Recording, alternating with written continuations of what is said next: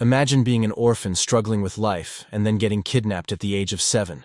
You would think, what could be worse? But that was just the beginning. The ones who kidnapped you were mad scientists who experimented on you, implanting minerals from the gate and monster cells inside you, slowly turning you into a chimera hunter. They forced you to fight monsters for 70 years, and when your body started to fall apart, they abandoned you in a dungeon to die. But little did they know, they had also implanted the power of an immortal monster within you. That power revived you and turned you human again.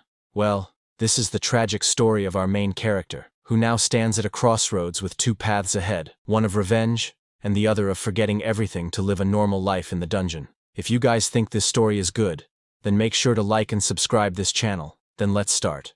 One day, a sudden tear appeared in the sky, forming a blazing red cross-shaped rift. Its edges crackled with energy, radiating an ominous glow as if the heavens themselves had been split apart. On that fateful day, everything began to change. From the ominous rift in the sky, a gate tore open, flooding the world with chaos. Swarms of monstrous insect-like creatures poured out, their wings beating furiously as they descended upon the earth. And with their arrival, destruction followed. From beyond the rift emerged a world that would later be known as the Demon Realm. From its depths, ferocious and merciless monsters poured into the human world, their presence bringing chaos and ruin wherever they went. In humanity's darkest hour, certain individuals awakened with extraordinary abilities. These chosen ones, known as hunters, rose to stand against the monstrous threat, wielding powers that defied ordinary limits. These hunters were individuals who had awakened to the power of mana, granting them extraordinary abilities that set them apart from ordinary humans. With the emergence of these empowered individuals, humanity finally found the strength to fight back, launching a counterattack against the monstrous invaders. As the years went by, the scars of war slowly began to fade. Cities rose once more from the rubble, rebuilt under the warm glow of a new dawn. Though countless challenges still lingered, life gradually found its rhythm again. At the very least, some people were able to reclaim and enjoy a semblance of normalcy. Peace was fragile. The threat was never truly gone, as monstrous creatures continued to emerge, forcing humanity to remain vigilant and ready for battle. To combat the relentless waves of monsters pouring into the world, warriors fought fiercely, determined to hold the line and protect humanity from annihilation. With a fierce cry, the warrior swung his weapon, striking at the monstrous abomination before him, its gaping maw lined with jagged fangs and filled with unblinking eyes. Every blow was a desperate attempt to keep the horrors at bay. Despite their bravery, there was a critical problem. The number of hunters who naturally awakened their powers was far too few to match the overwhelming tide of monsters. Thus, in response to this dire shortage, something new was created, a force born out of necessity to stand against the relentless threat. It was none other than artificial life, beings created by human hands, their glowing eyes and formidable presence signaling a new weapon in the fight for survival. This creation was known as the Chimera Hunter, a powerful artificial warrior, forged to annihilate monsters with unmatched precision and devastating force. The experiments utilized grim materials, corpses of death row inmates and animals, serving as the foundation for creating these artificial warriors. They also incorporated rare minerals harvested from deep within the gates, their otherworldly energy serving as a vital component in the creation process. Monster cells were added to the mix, infusing the creations with the power and ferocity of the very beasts they were designed to hunt. In a desperate bid for survival, humanity pushed the limits of science and morality, fusing the remains of beasts and humans within ominous laboratories to forge weapons capable of turning the tide. These advancements made it possible to mass-produce chimera hunters, ensuring a steady army of artificial warriors to confront the monstrous threat. This alliance was hailed as the perfect fusion of the scientific and hunter communities, combining intellect and combat prowess to create humanity's ultimate line of defense. This collaboration significantly reduced hunter mortality rates and saved countless lives, marking a turning point in humanity's battle for survival. Decades later, under the quiet of night, an illegal chimera research lab operated in secrecy. Inside, a weary worker sighed, muttering to himself that he only had one last subject to check before he could finally head home. In the B-18 high-grade chimera storage, two researchers moved cautiously down the dimly lit corridor.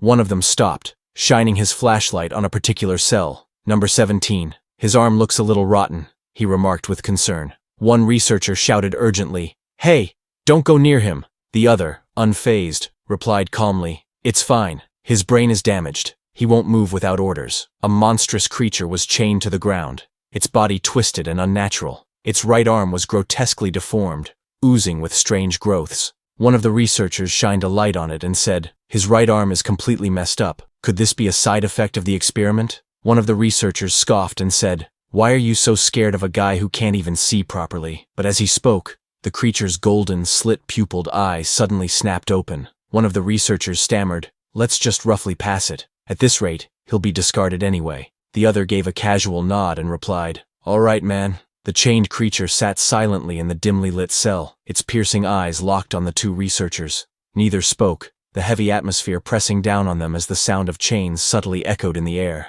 Inside the lab director's office, a cold and detached voice declared, "Number 17 is now useless," sealing the creature's fate without a hint of remorse. One of the scientists reported, "His body is too badly damaged.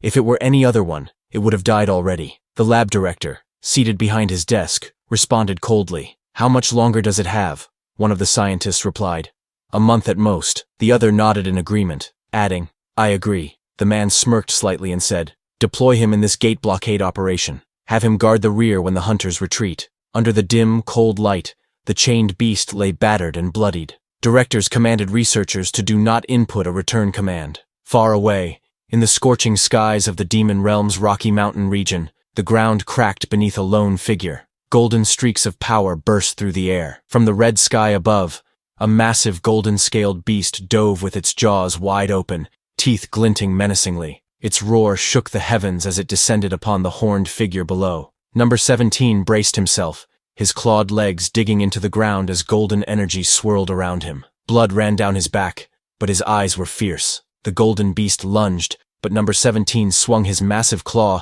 and ripped it apart in midair. Suddenly, the ground around him shattered violently as fiery projectiles rained down. Explosions filled the battlefield with smoke and fire, but Number 17 stood tall, his eyes fixed ahead. From the cracked earth, a monstrous plant-like beast erupted, roaring as venomous vines whipped outward. The ground shook, but the white-haired Number 17 didn't flinch. His massive, clawed limbs crushed the earth as his glowing eyes radiated killing intent. With a burst of power, he launched into the sky, leaving a blazing trail behind him. The plant beast recoiled in fear, but it was too late. Mid-air, Number 17 twisted and struck, his claws slicing the monster apart, chunks of red flesh raining down across the battlefield. Explosions shook the battlefield, debris flying everywhere. Number 17 opened its jaws wide, rows of sharp teeth gleaming as blue lightning sparked around them. In its mouth, a glowing sphere of energy formed, building up for a deadly attack. A flash of blue lightning blasted from its maw, shooting down like a spear of pure destruction. The beam struck its target directly, scorching everything in its way. The creature was swallowed in the blinding light, its body convulsing as it let out a terrible scream. Sparks crackled across its frame until it looked ready to tear apart from the inside. The battlefield lay in ruin, streaks of lightning still crackling in the air as the dust settled. The group stared at the lone figure ahead, their gazes filled with awe. "Amazing," one of them breathed, unable to hide their astonishment. "To annihilate so many monsters with a single attack," another remarked, his voice tinged with respect, as expected of an S-class chimera hunter. The man glanced at the swirling, fiery portal in the distance, his expression tense. "By the way, there's no sign of the gate closing. It's the third day," he said gravely. But then, another guy in a calmer tone told him to don't worry too much, saying, "No matter how many monsters pour out, as long as we have that S-class chimera, we can hold out indefinitely," he declared confidently. But as he spoke, a towering mass of monsters surged upward like a dark tidal wave, racing toward Number 17 standing defiantly at the peak. That man gripped his weapon tightly, the steel gleaming under the ominous crimson sky. "We just have to," he muttered, bracing himself for what was to come. "We just have to," he said, before swinging his blade in a swift, deadly arc. Green blood splattered as the monster was cleaved apart. "Deal with the stragglers that get through." The gate pulsed ominously, its swirling darkness framed by a blazing crimson glow. An unsettling hum filled the air, as if the portal itself was alive and waiting to unleash what lay beyond. A voice rang out urgently. "Red gate disappearance signal confirmed." The tension in the air thickened as the man in the long coat tightened his grip on his weapon. His eyes locked forward. "It's here," he said, his tone calm yet edged with anticipation, as the last remnants of slain monsters littered the ground around them. "All right, retreat! Everyone, exit through the gate!" The order rang out with urgency as boots pounded against the ground, their wearers sprinting toward safety before the portal closed. A clenched fist smashed forward with explosive force, the impact shattering the surface it struck as shockwaves rippled outward. Number 17 continued fighting. A massive red and blue creature attacked fiercely, its claws striking down at number 17 on the ground. Two hunters sprinted away from the scene.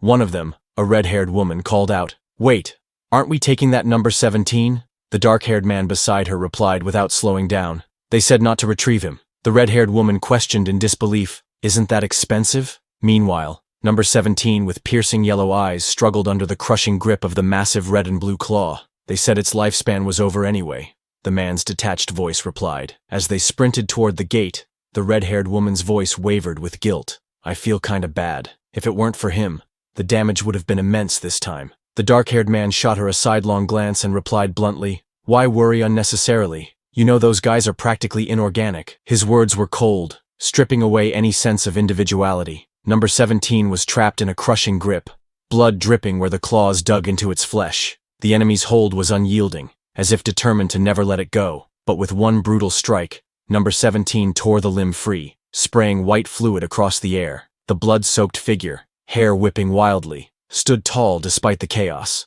In the silence that followed, only one truth rang in number 17's mind: they're monsters. The mission was simple: protect the hunter's rear at all costs. The battle raged on. Number 17 tore through enemies, severed limbs flying across the ground.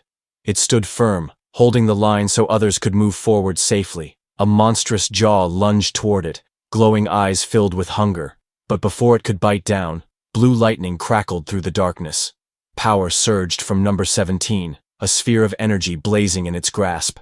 Its golden eye gleamed fiercely under its horned crown, as it unleashed a colossal blast of blue and white energy. The ground split open, debris flying high as the destructive beam ripped everything in its path apart. Even as smoke and lightning filled the battlefield, a calm voice echoed in its mind. "Do you understand?" Wrapped in a green poisonous mist, number 17 staggered forward, bleeding heavily. Blood dripped from its jagged teeth, its claws still raised, refusing to surrender. Through the haze, the words pulsed in its head: "There is nothing else. When the mission ends, you don't return." The comms crackled with number 17's cold report: "Retreat route secured." Its severed claw fell heavily to the ground, lifeless. The mission was complete. Around it, the battlefield was covered in green monster blood, bodies piled in broken heaps. At the center, number 17 lay battered and dying, while the remains of a severed claw rested beside him. With massive, slime-covered number 17 loomed in the light, its jagged teeth bared as thick green fluid dripped from its body. In his mind, a voice instructed him that return is not permitted. On this day, the final mission report for Chimera Hunter number 17, who met its demise, was recorded as follows: number of hunter deaths, 0. The battlefield was littered with the corpses of countless monsters, their twisted forms sprawled in heaps across the cracked earth. In the foreground, the massive segmented body of a slain creature lay still, green blood pooling beneath it. At the center of the carnage, a lone figure remained motionless, surrounded by the remnants of the brutal fight. The once towering threat had been eradicated, leaving only silence in its wake. Total number of monsters subjugated, 1,823. The staggering count was a testament to the scale of the battle. One hunter against an overwhelming tide of monstrosities, leaving behind nothing but carnage. At the moment of death, in number 17's mind,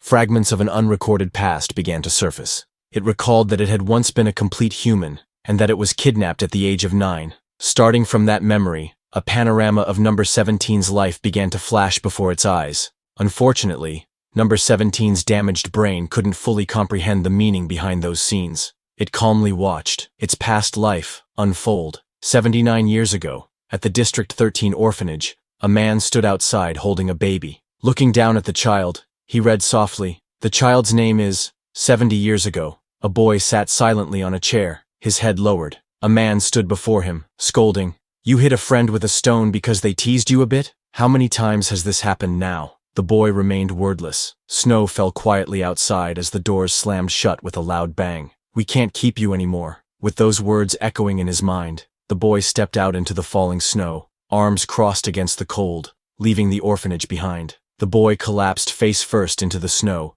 his breath visible in the cold air. a looming shadow stretched over him, hinting at someone, or something, approaching. One of the men scoffed, remarking on how, in the slums, children could be found rolling around in the snow. Another voice followed, cold and transactional, asking, "How much is all this?" Strapped to a cold metal table, the boy lay motionless, his limbs bound by restraints and electrodes fixed to his skin. His mouth was gagged, preventing any cry for help. A gloved hand loomed over him, holding a syringe filled with a mysterious purple liquid. From somewhere in the room, a voice questioned with chilling detachment, "Is it a new experimental subject?" In a dimly lit laboratory, several scientists stood around the restrained boy, discussing his identity with clinical detachment. "What number?" one asked. "It's number 17, another replied without hesitation. A quiet observation followed, laced with grim certainty. Spells must have been cast to ensure there was no chance of escape. One of the masked scientists gave a curt order. "Okay,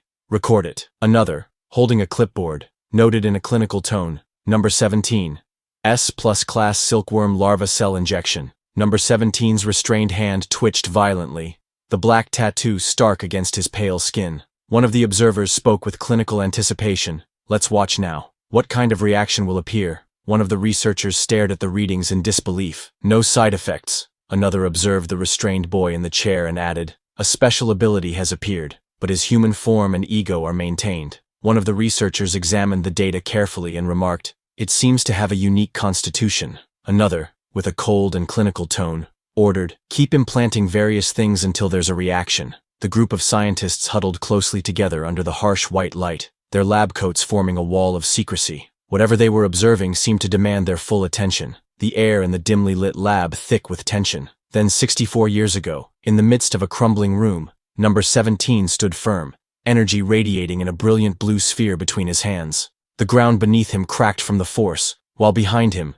two figures struggled, one coughing on the floor, and another cowering in fear. In front of him, a beast with golden fur and a spiked crest loomed, the tension between them crackling in the air. A massive, horned insect-like creature with a yellow and black armored body charged forward at full speed. Its jagged jaws were wide open in a feral roar, sharp fangs bared, and its bladed wings cut through the air as it hurtled toward its target with deadly intent. The blurred cityscape behind it made its speed and ferocity even more terrifying. The monstrous hornet lunged forward with blinding speed, but suddenly a brilliant sphere of blue energy comes towards it. The intense light illuminated its snarling jaws and menacing stinger. Moments before the inevitable impact, number 17 extended his gloved hand toward the incoming force, blue energy swirling violently at his command. Sparks of flame danced along his arm, and the ground beneath his feet cracked and splintered from the sheer power radiating outward. The woman, clutching a young girl tightly in her arms, looked up with a relieved smile. Her voice trembled with emotion as she said, "Thank you for saving me." The fear in her eyes was slowly replaced by gratitude, while the child held on to her quietly,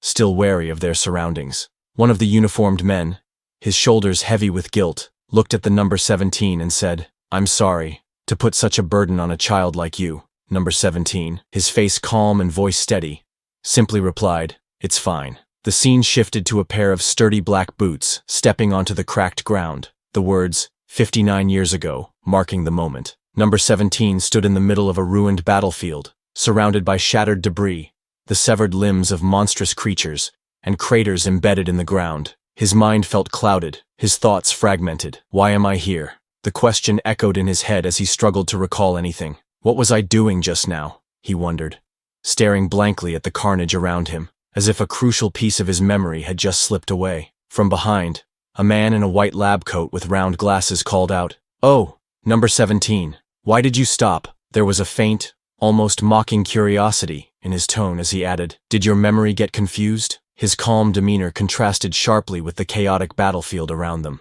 The man in the white lab coat threw his arms wide, his face lit with unsettling excitement. "Your side effects have finally begun," he declared, almost gleefully. Standing a short distance away, number 17 stared at him in confusion.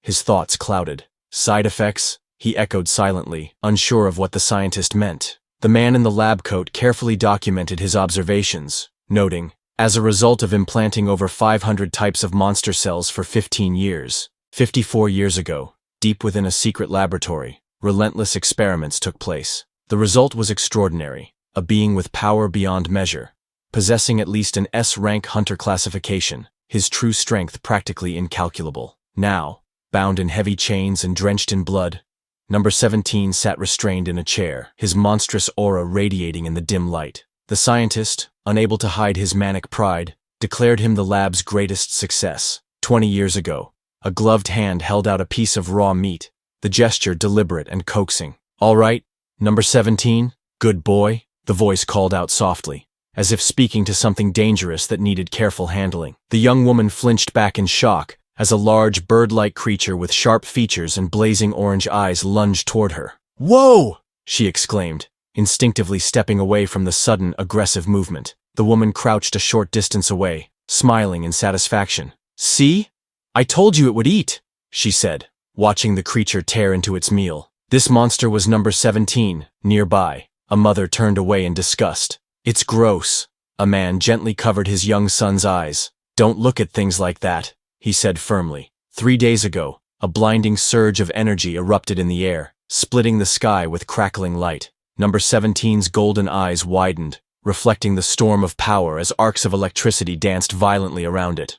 Massive, grotesque Number 17 let out a final haunting roar as its body began to dissolve into fragments of light. Its fading voice echoed through the air, repeating in a broken mechanical tone, "All missions complete." As the sun dipped low on the horizon, its golden rays illuminated a vast, jagged chasm that tore through the barren land. The ground was littered with bones and remnants of the fallen, a silent testament to the devastation that had unfolded here. A haunting wind whispered through the canyon, carrying with it the echoes of battles long past. Amid the desolate expanse, a single weathered bone lay half buried in the dust. The bone shifted suddenly, scraping against the dry earth as if stirred by an unseen force. In an instant, with a blinding pillar of light, that bone erupted from the ground, tearing through the darkness and piercing the sky. A massive spinal column, brimming with crackling energy, shot up from the earth, each segment pulsing with unnatural vitality. The narration echoed ominously.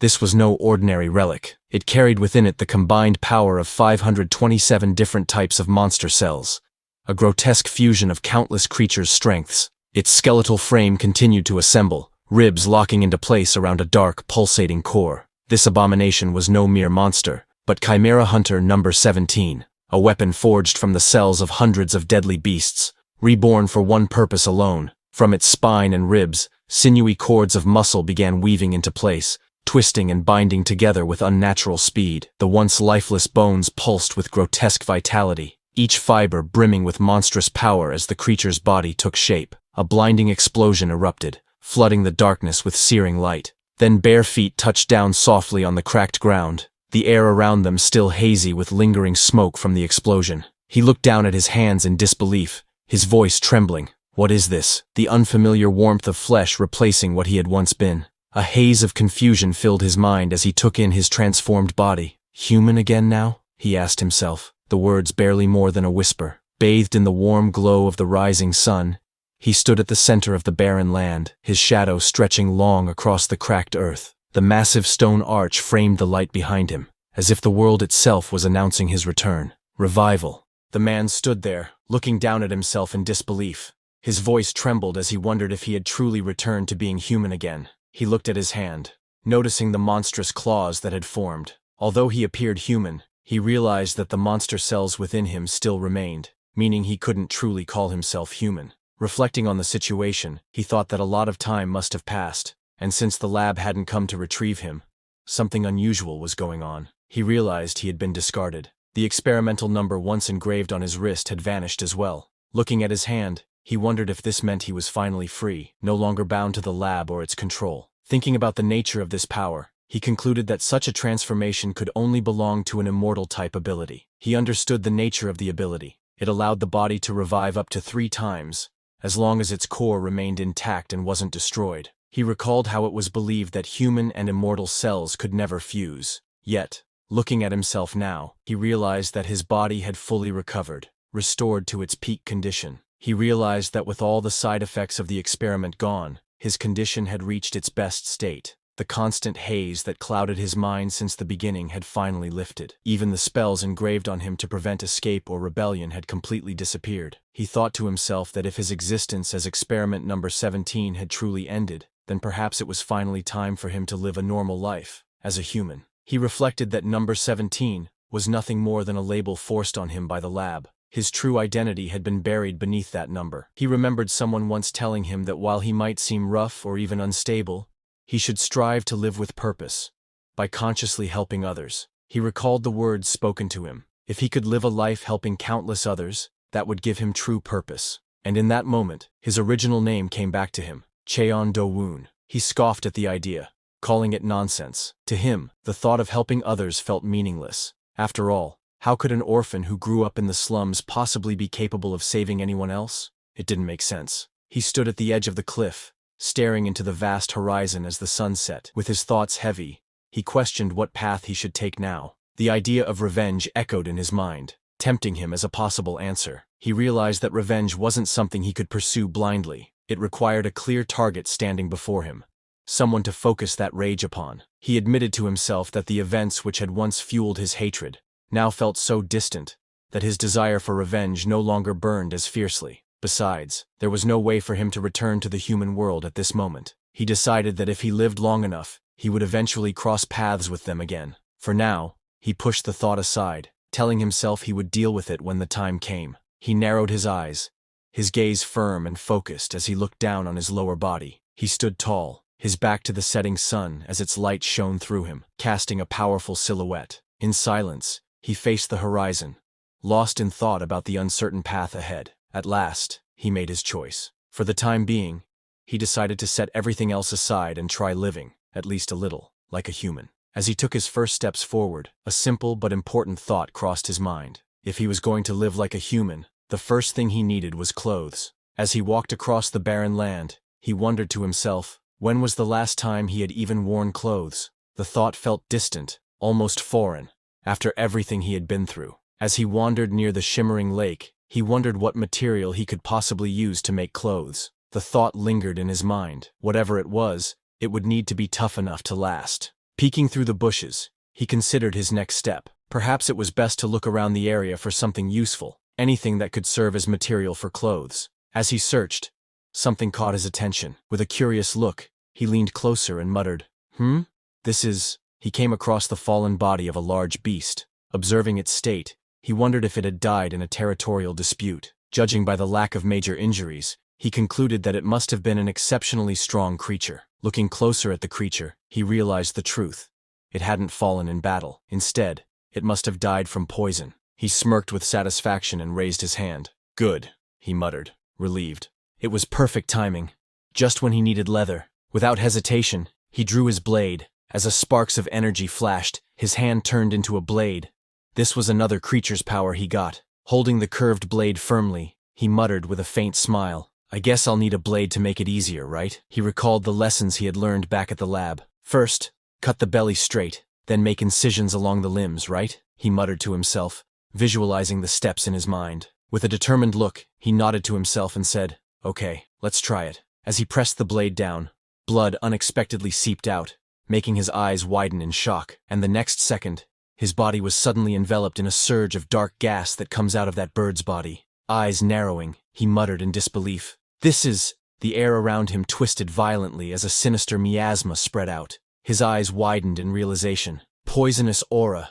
The ground darkened, trees withered, and even the fallen beast nearby convulsed under the suffocating energy. Despite the poisonous aura swirling violently around him, his body remained completely unharmed, no damage. Glancing at the faint stench in the air, he muttered calmly, It smells. I'll have to wash it. After finishing his task, he looked at his handiwork with satisfaction. It's done. Not bad for a first try, is it? He remarked proudly. Then, without hesitation, he turned his gaze forward and muttered, Next. He stepped into the clear stream, the cool water rippling around his hand as bubbles rose to the surface with each movement. After cleaning it, he examined the hide in his hand. Puzzled. It looked soft when I saw it, he muttered, tugging at the material. But as he tested its texture, he frowned. Is it because it's monster hide? It's too stiff. It's not like it's a metal plate or something. His eyes widened as an idea suddenly struck him, a spark of realization lighting up his expression. Oh, in times like this, he exclaimed, clearly having thought of a solution.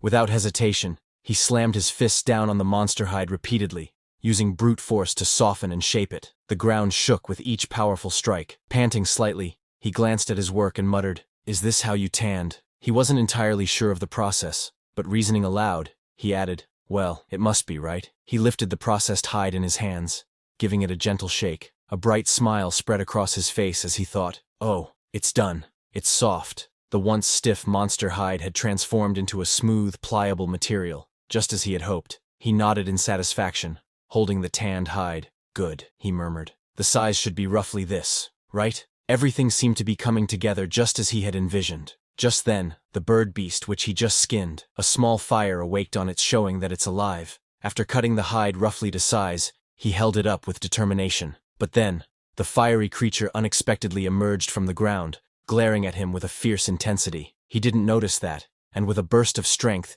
he clenched his fist tightly around the pelt, the force radiating outward as the fabric tore under the pressure, showing his sheer determination. He slipped the hide into place, adjusting it around his body with a firm pull. Looking at the result, he smirked slightly and muttered, "Not bad," clearly satisfied with his handiwork. Standing tall under the clear blue sky, he admired his handiwork. The rough, makeshift garment clung snugly to his frame as he tightened the belt around his waist. With a satisfied smile, he declared, "It fits my body perfectly." As he adjusted his rough new clothing, he noticed a strange sensation in his shoulder. Pulling the fabric aside, his eyes narrowed at the sight of a dark purple mark spreading faintly across his skin. Examining it closely, his expression turned serious as he realized, the poison hasn't fully drained. He let out a thoughtful hum, knowing this was something he couldn't ignore. As he sighed in annoyance, deciding to just wear his makeshift clothes despite the discomfort, a strange sound caught his attention.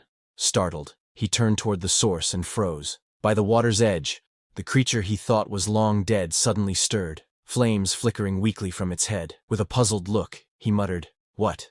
Wasn't it dead?" The creature suddenly gasped and choked, its twin flaming heads twitching as if in distress. Despite its weak state, it seemed to react to his presence, almost as though it could understand him. Observing the strange creature struggling yet still alive, he stroked his chin thoughtfully. "Seeing that it's alive despite having rigor mortis," he muttered, narrowing his eyes. "This one must be an immortal type too." He looked at the struggling creature, its flames flickering weakly. "If it were before, I would have killed it without hesitation, because I was a hunter. But now, as he studied it more closely, he realized, the opponent is already weakened, and not even a threat. There's no need to kill it." He looked at the weakened creature and smiled softly. "You and I are both lucky. Since it's our second life, let's live well." As he turned and walked away, he glanced back one last time. "If fate allows, we'll meet again somewhere," he said calmly. The weakened creature lay in silence, its fiery gaze following him as he disappeared into the distance. Bare footsteps echoed softly against the rocky ground as he slowly emerged from the shadows,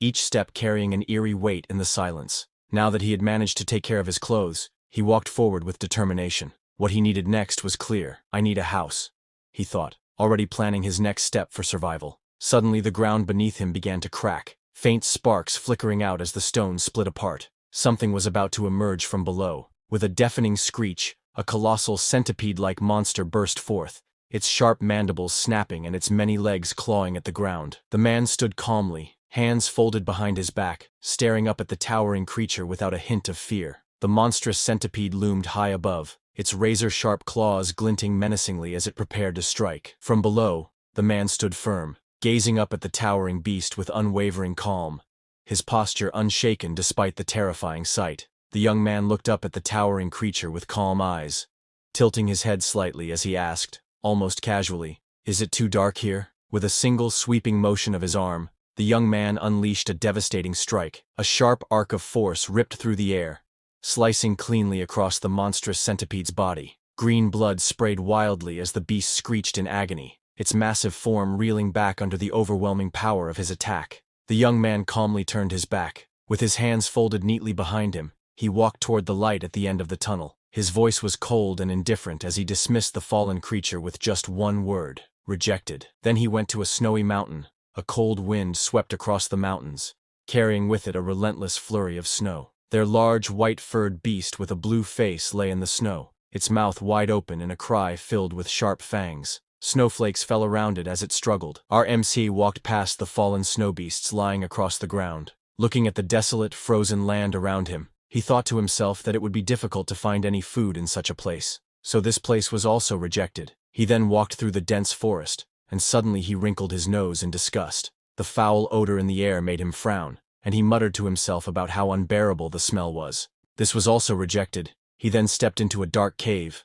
Noticing the damp walls and the sticky green liquid dripping down from above, the air felt heavy and wet, making him frown in discomfort as he muttered to himself that the place was far too humid. This was also rejected. He left the damp cave behind, only to step into another place where streams of lava glowed brightly. The intense heat pressed against him, and with a weary sigh, he muttered that it was unbearably hot. He also rejected it. Stepping out into the open, he was met with a clear blue sky and warm sunlight pouring down. Standing tall on the edge of a rocky cliff, he looked around in surprise and quietly muttered, "Oh," as the brightness washed over him. Standing atop the cliff, he gazed at the breathtaking sight before him. Lush greenery, cascading waterfalls, and a rainbow shimmering in the sunlight. With a hint of surprise, he admitted to himself that the scenery was quite impressive. He never thought he would one day find the demon realm beautiful. Looking out at the peaceful scenery, he wondered aloud if he should explore further. Without hesitation, he leapt gracefully from the cliffside, ready to look around a bit more. He landed with force,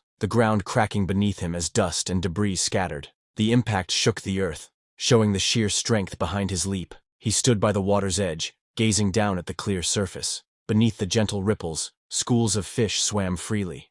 Observing the scene, he noted that the water was clean and full of life, with plenty of fish to be found. From beneath the surface, sharp-toothed fish lunged upward with menacing glares, their jaws wide open. Watching them, he thought they looked quite delicious. He imagined that if he caught one and roasted it on the spot, it would feel just like camping. He rubbed his chin thoughtfully, imagining a simple life by the water. With the abundance of fish acting as a natural food source, he pictured himself building a small house, sitting outside by a campfire, and living peacefully in the area. As he walked further, his eyes caught sight of bright yellow flowers blooming under the clear sky. As he continued walking, he noticed the fresh scent carried by the breeze. Standing among the tall trees with sunlight filtering gently through the leaves, he took a deep breath of the fresh air. Surrounded by flowers and greenery, he felt a sense of peace, and simply thought to himself, "Good." With a calm smile, he looked up at the sunlight streaming through the leaves above. Feeling at peace, he softly envisioned the name for his future home, Cheon Do-woon House. As leaves gently rustled down from the trees, a single word seemed to echo through the air: approved. At the same time, in that dungeon beneath the wide blue sky, leaves drifted gently across the open plains. The land stretched far into the distance, with mountains rising faintly on the horizon, as if marking the beginning of a new journey. Suddenly, cracks began to spread across the space. The cracks in the space split wide open, releasing a blinding blue light. In an instant, a swirling vortex appeared, twisting violently as if tearing through space itself, ready to connect this land to another realm. With a thunderous crash, something comes out of the vortex and slammed into the ground, scattering dirt and debris in every direction. From within the smoke and dust, a dark figure emerged. Sparks of red energy crackled around its body, and its heavy steps pressed into the ground. Through the smoke and glowing embers, a robot-like figure appeared, its eyes burning a deep, menacing red. Sparks of energy flickered across its body as it looked around, its mechanical voice echoing with a question. "This is the demon realm." On the other hand, our MC clenched his fist, determination shining in his eyes. He told himself that the first step would be finding a proper site to build his house, setting the foundation for the life he envisioned. With a powerful motion, golden energy burst forth from his hand, arcing through the air. It shot downward like a blazing streak of light, slamming into the forest below with explosive force, marking the spot where he intended to build his home. The golden energy struck the forest floor with blinding force, instantly slicing through the massive trees. MC surveyed the fallen trees and the cleared land with a nod of satisfaction. "This much for the site should be enough," he murmured, acknowledging that the space was now ready to begin the next stage of construction. With a wave of his hand, the logs floated up, bound by glowing strands of energy. He carefully separated the sturdy, well-preserved trees from the rest. MC stood with his arms crossed, gazing at the neatly stacked logs. "This many trees should be enough," he muttered thoughtfully. Then his eyes shifted to the stumps scattered across the clearing, a slight frown crossing his face. "Is the floor too uneven?" he wondered, already considering the next step in preparing the site. MC gripped tightly and pulled with all his strength. In an instant, the ground erupted with a thunderous crack as roots and earth were torn apart. Splinters, soil, and leaves burst into the air, the sheer force of his action flattening the uneven land beneath him. He looked over the vast cleared land, satisfied with the result of his effort. The once uneven ground was now leveled, open to the sky. He pressed his hand firmly against the wooden surface, his thoughts calm and focused. I just moved my hands and feet as my heart guided me, he reflected, allowing instinct to lead the way rather than overthinking. Balancing the massive log on one shoulder, he examined the ground carefully. First, I'll plant pillars at each corner, he muttered. The heavy logs sank into the ground with a solid thud as he planted them firmly in place. What do they call this? Free will? He wondered, a faint smile tugging at his lips. Despite the sweat on his brow, there was a lightness in his heart. Anyway, it's fun. Is it because it's my first time building my own house? He thought, feeling an unfamiliar sense of satisfaction. He moved quickly, almost like a blur, placing one plank after another with steady precision, straightening the base of the structure. Step by step, the house was beginning to take shape. He examined the sticky green substance oozing in his hand, its slimy texture bubbling faintly. Building walls, he muttered. Since there were no nails to use, he had to improvise.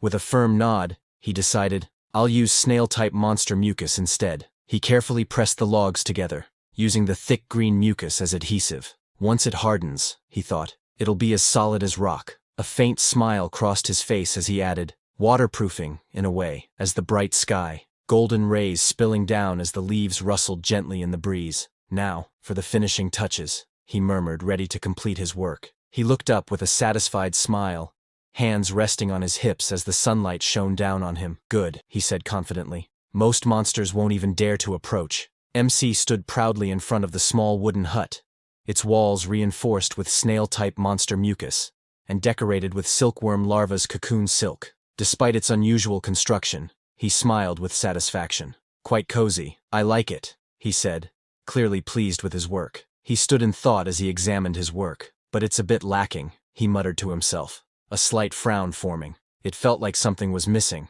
though he couldn't immediately put his finger on what it was. He pondered to himself, what was a normal human house like? His mind drifted back to a memory of a classroom. A teacher stood at the front, pointing to a projection on the screen. See, this is what a regular house looked like before the gate opened, the teacher explained, as the students watched an image of an ordinary home with people and a dog in the yard. He recalled the images from the educational videos he had seen back at the lab. In those recordings, families often gathered happily in their yards, children laughing, parents smiling, and even pets playing around. He glanced into the distance, watching the empty yard. That said, I can't raise human world dogs in the demon realm, he admitted to himself, realizing the harsh reality of his situation. Kneeling down and pressing his hand against the ground, he muttered to himself, plants? Should I make a vegetable garden? But what can I even plant in the demon realm? His eyes widened in realization, and with a sudden spark of inspiration, something had just come to his mind. He suddenly remembered something important. There was a snowy mountain nearby, he thought, eyes lighting up at the idea. Then, with a spark of excitement, he wondered aloud, should I plant mandragora?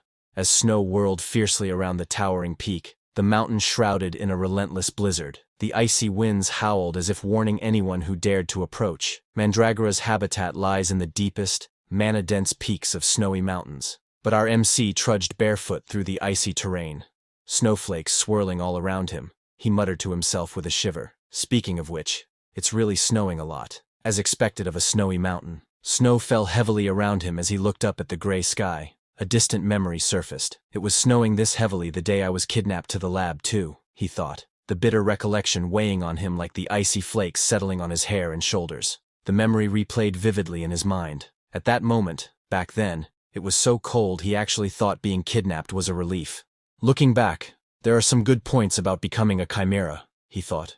Unlike before, when the cold could strip away his life, now he felt none of its bite. Hunger and freezing, once constant threats, were no longer concerns. It was a grim sort of comfort, but a comfort nonetheless. The snowfall began to ease, the once blinding flurry now reduced to drifting flakes that swayed gently in the wind. Anyway, judging by the mana I'm feeling, I must be almost there, he thought. He stopped in his tracks, his gaze falling on the small cluster of vibrant green plants pushing through the snow, their leaves glistening despite the cold. Found it, he muttered with relief. Luckily, it wasn't a wasted trip. MC knows that plants in front of him has fragile nature. Mandragora are sunfish-like monsters, highly vulnerable to stress. They can die from even the smallest environmental changes. MC crouched in the snow, carefully examining the plants. If I'm going to relocate them, I guess younger, more adaptable individuals would be better, right? He muttered to himself. With a measured decision, he concluded, just 3 roots would be enough. As he yanked the mandragora from the ground, the realization struck him immediately. They're going to scream. I should have covered my ears. As he pulled the plant from the ground, instead of a scream, the little mandragora let out a soft sound. The small creature wiggled in his hand, its leafy head swaying and its round body covered in bits of soil. He blinked in surprise and thought, huh? What is this? He carefully pulled out another mandragora. The tiny creature blinked and let out a soft sound. He looked at it in surprise and thought, one more. He stared at the tiny creature in his hand and thought in disbelief, this one too. The little mandragora wriggled loudly, surprising him even more. He looked at the little creatures in disbelief and thought, no way. Are they? The tiny mandragoras wriggled in his hands, making soft noises. Watching them closely, he wondered, are they sleep-talking? It was well known that mandragora scream is actually a phenomenon that happens only when humans artificially cultivate them. It was revealed that in the low-mana human world, when mandragoras are placed under extreme stress, if they are forcibly pulled out, they let out a terrifying scream, and die as a result. MC observed that since this was the demon realm, the mandragoras didn't scream when pulled out. However, what puzzled him was their lack of resistance. At this point, they should have been struggling desperately to escape, yet they remained still. He suddenly realized the reason behind the mandragora's unusual behavior. Instead of resisting, they seemed to recognize him as kin. Because mandragora cells had also been implanted in his body, he calmly tucked the small mandragoras away, relieved by how easily they accepted him. With a faint smile, he thought that this worked out well. After all, it was better for them if they felt less stressed. MC began to imagine the possibilities for the future. Once the mandragoras had grown well, he thought, perhaps he could ask them for a few root tendrils to brew tea, or even enjoy their fruits as snacks. The thought made him smile as he pictured it vividly. He suddenly recalled an important fact. If the mandragora fruit was forcibly picked, it would become extremely poisonous. Realizing this, he concluded that he would have to persuade them kindly instead of trying to take it by force. MC stood on the snowy cliffside, his eyes narrowing as he listened carefully. From the distance, faint cries echoed through the mountains. It seems there are hunters nearby, he muttered. Though uncertain of their purpose, he couldn't understand why anyone would risk venturing into such a dangerous snowy mountain. He smirked with a confident glint in his eyes. Turning slightly, he asked aloud, almost playfully, shall I go grab some gatestone quickly? On the other hand, 2 men were fighting something. One of the men clenched his teeth in fury, shouting, damn it, to use us as bait and run off. His companion, gripping his weapon tightly, snapped back with urgency. They're coming again. The tension in their voices revealed just how dire their situation had become. From the darkness of the snowy forest, monstrous creatures lunged down upon the hunters with terrifying speed. The 2 men on the ground braced themselves, weapons raised, but the overwhelming number of beasts was too much. A monstrous snow beast lunged forward, its gaping jaws splitting unnaturally wide. Inside its maw, rows of razor-sharp fangs glistened, but what was even more horrifying were the writhing, fleshy tentacles that extended from its throat. The hunters were now face to face with a nightmare far beyond their imagination. One man thrust his hand forward, summoning a glowing blue barrier that blocked the charging beasts. The creatures slammed into the shield with force, but he gritted his teeth and held on, straining under the impact. Sweat ran down that man's face as he gritted his teeth, his expression filled with strain and fear. His strength was failing, and with a trembling voice he muttered, no good. Cracks began to spread across the barrier, glowing faintly under the pressure. His hands trembled with effort as he realized in fear, the barrier will break soon. The cracks in the glowing barrier spread rapidly as the man's strength faltered. Beads of sweat rolled down his face while regret filled his thoughts. He cursed himself silently. I should have just stuck to odd jobs. Why did I even volunteer to find the chimera? The barrier finally shattered into glowing shards, scattering into the air. The man screamed in pure desperation, his voice cracking, help! As monstrous beasts lunged toward him. Just then a light shined in the sky. It crashed down from the sky, followed by a deafening explosion. The ground erupted, blasting dirt and stone into the air as shockwaves tore through the battlefield. The monsters, feral rabbit-like beasts with bloodthirsty eyes, snarled and growled, surrounding the 2 men trapped in the chaos. One soldier, barely able to stay on his feet, trembled as he raised his gun, while the other sat on the snow, wide-eyed and frozen in terror. His voice cracked as he stammered, what is that? From within the swirling smoke, an ominous silhouette slowly began to emerge. Through the thick smoke, The soldiers squinted their eyes in shock. One of them stammered in disbelief, realizing the dark silhouette was not a beast, but a human figure slowly emerging from the haze. Out of the dust and smoke, and our MC finally appeared. His face was calm and unreadable, his silence carrying more weight than words as he stood there. He narrowed his eyes at the creature before him. It looked like a snow rabbit, but its fierce glare and sharp fangs revealed it was anything but ordinary. But the snow rabbits froze in place,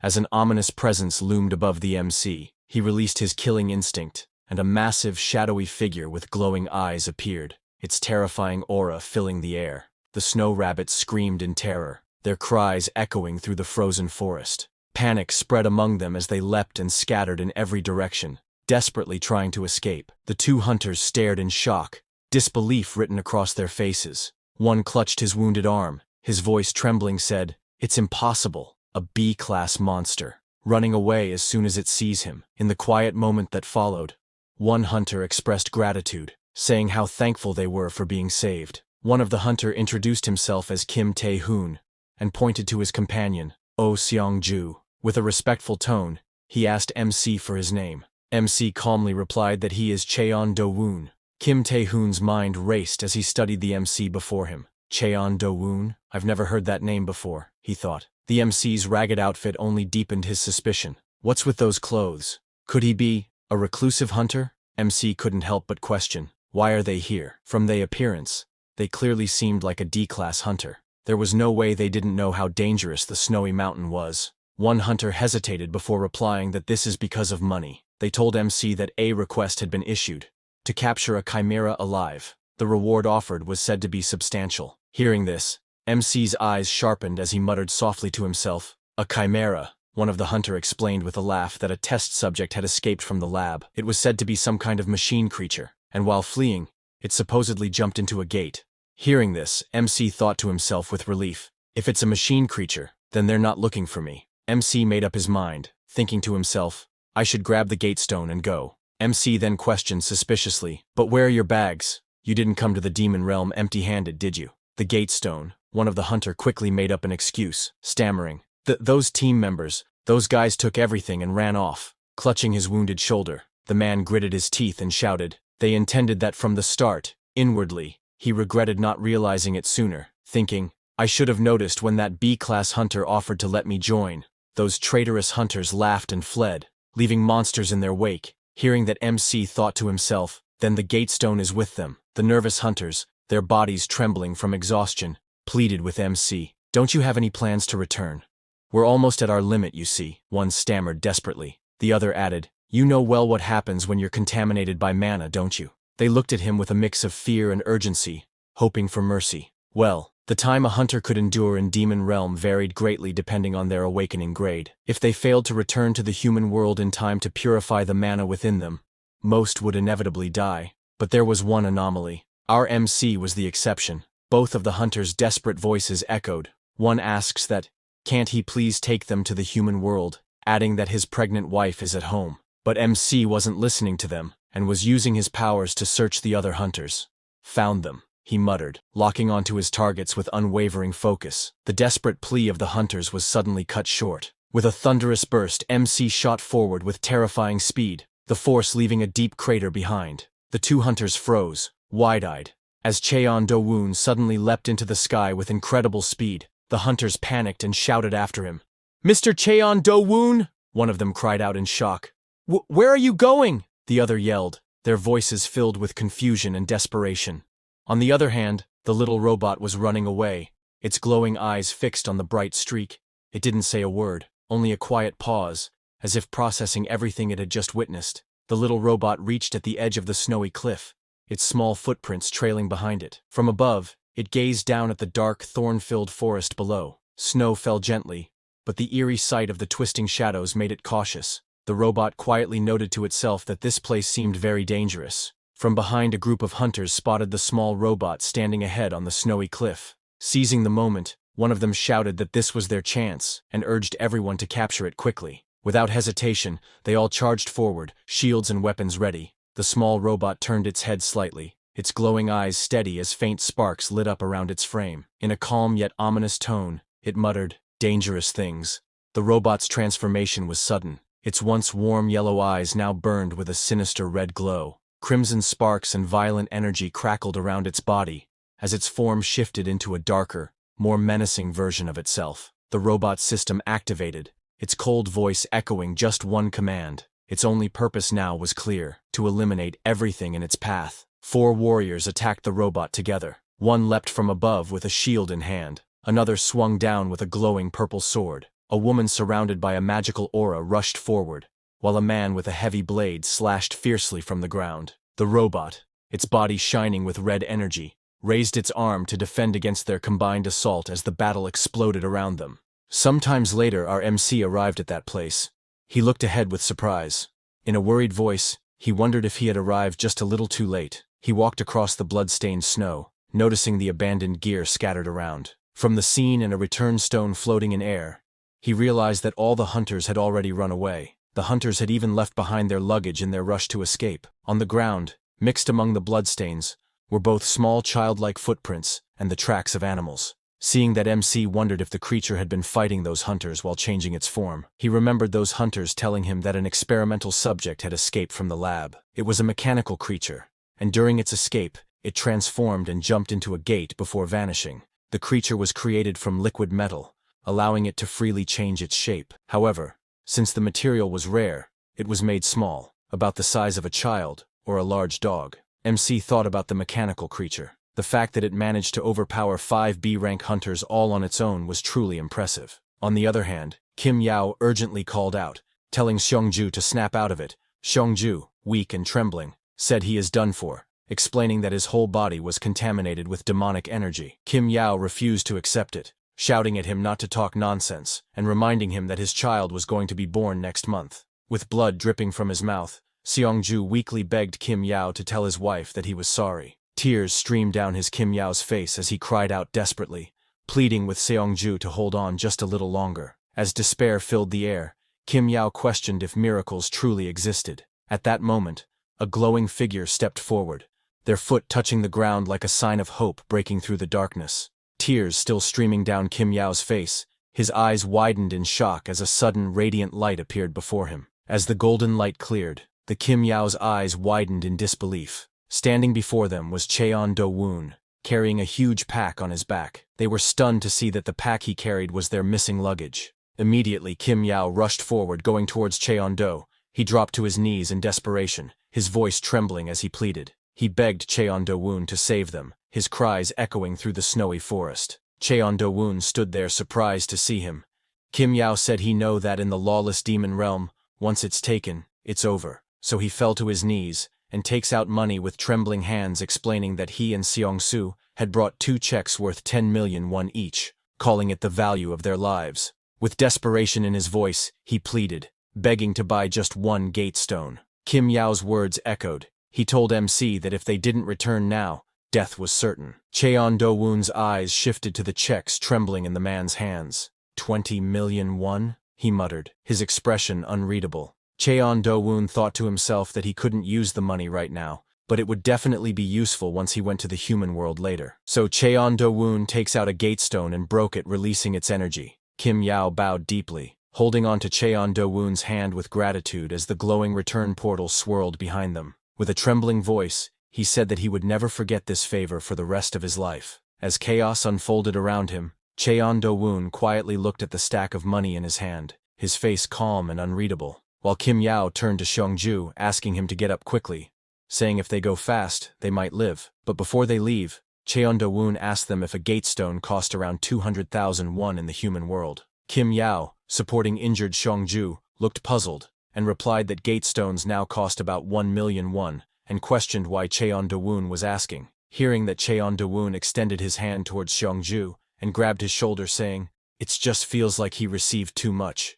Cheon Do-woon smiled as faint blue energy started swirling around his fingers. With a calm tone, he told them that he would give them something else as change instead. Just as he said that, a surge of bright blue energy erupted around Cheon Do-woon, swirling like flames and shaking the air. Both of the hunters stared at him in shock. Blue flames of mana swirled violently in the air as Cheon Do-woon released his power. Kim Yao realized that Cheon Do-woon is injecting mana, covering his face from the overwhelming energy. He shouted, asking him Cheon Do-woon to wait, because he knows that injecting mana was an act so dangerous that even A-rank hunters avoided it. If the flow of mana clashed and became tangled, the mana core could shatter, causing both individuals to die instantly. The danger was clear. Kim Yao knows that if this continued any longer, both of them would undoubtedly perish. But as the mana flow stopped, Xiongju looked down at his hands in shock. A warm glow surrounded him as he realized what had happened. The demonic energy within him had been completely purified. In excitement, he hugged Kim Yao, whose eyes wide with shock and relief. Xiongju cried out with joy, shouting that they were alive. Both of them had survived. But deep down, Kim Yao still struggled to believe it, whispering to himself that such a thing should have been impossible. As Cheon Do-woon turned to leave, Xiongju behind him dropped to his knees in gratitude. He thanked him with teary eyes, swearing never to forget the favor. While Kim Yao could hardly believe what had just happened, Cheon Do-woon had purified demonic energy by injecting mana, something thought to be impossible without an overwhelming amount of power. After witnessing the impossible, a single thought echoed in their minds: just who exactly is Mr. Cheon Do-woon? On the other hand, Cheon Do-woon walked steadily with a large pack strapped to his back. His expression was calm as he let out a thoughtful hum, lost in his own thoughts. Cheon Do-woon arrived at his small wooden home, relieved to see that no intruders had disturbed it. He looked at it fondly. He thought it had been a satisfying outing, especially since he had gained some unexpected income. Cheon Do-woon glanced at the small mandragora tied to his waist who had waken up. Seeing its drooping leaves, he wondered if the long journey had worn it out. Cheon Do-woon knelt down in front of his small home, carefully planting those mandragora into the soil. As he worked, he thought to himself that this much should be enough. But as the small mandragora swayed in the soil, their faces gloomy. They let out low, unhappy sounds, clearly showing their dissatisfaction. MC noticed the little mandragora unhappy expression and frowned. He wondered aloud what they didn't like. Maybe they are upset because their home had been moved by force. Then, thinking further, he guessed they might be hungry from being carried around without soil. Cheon Do-woon reached out his hand,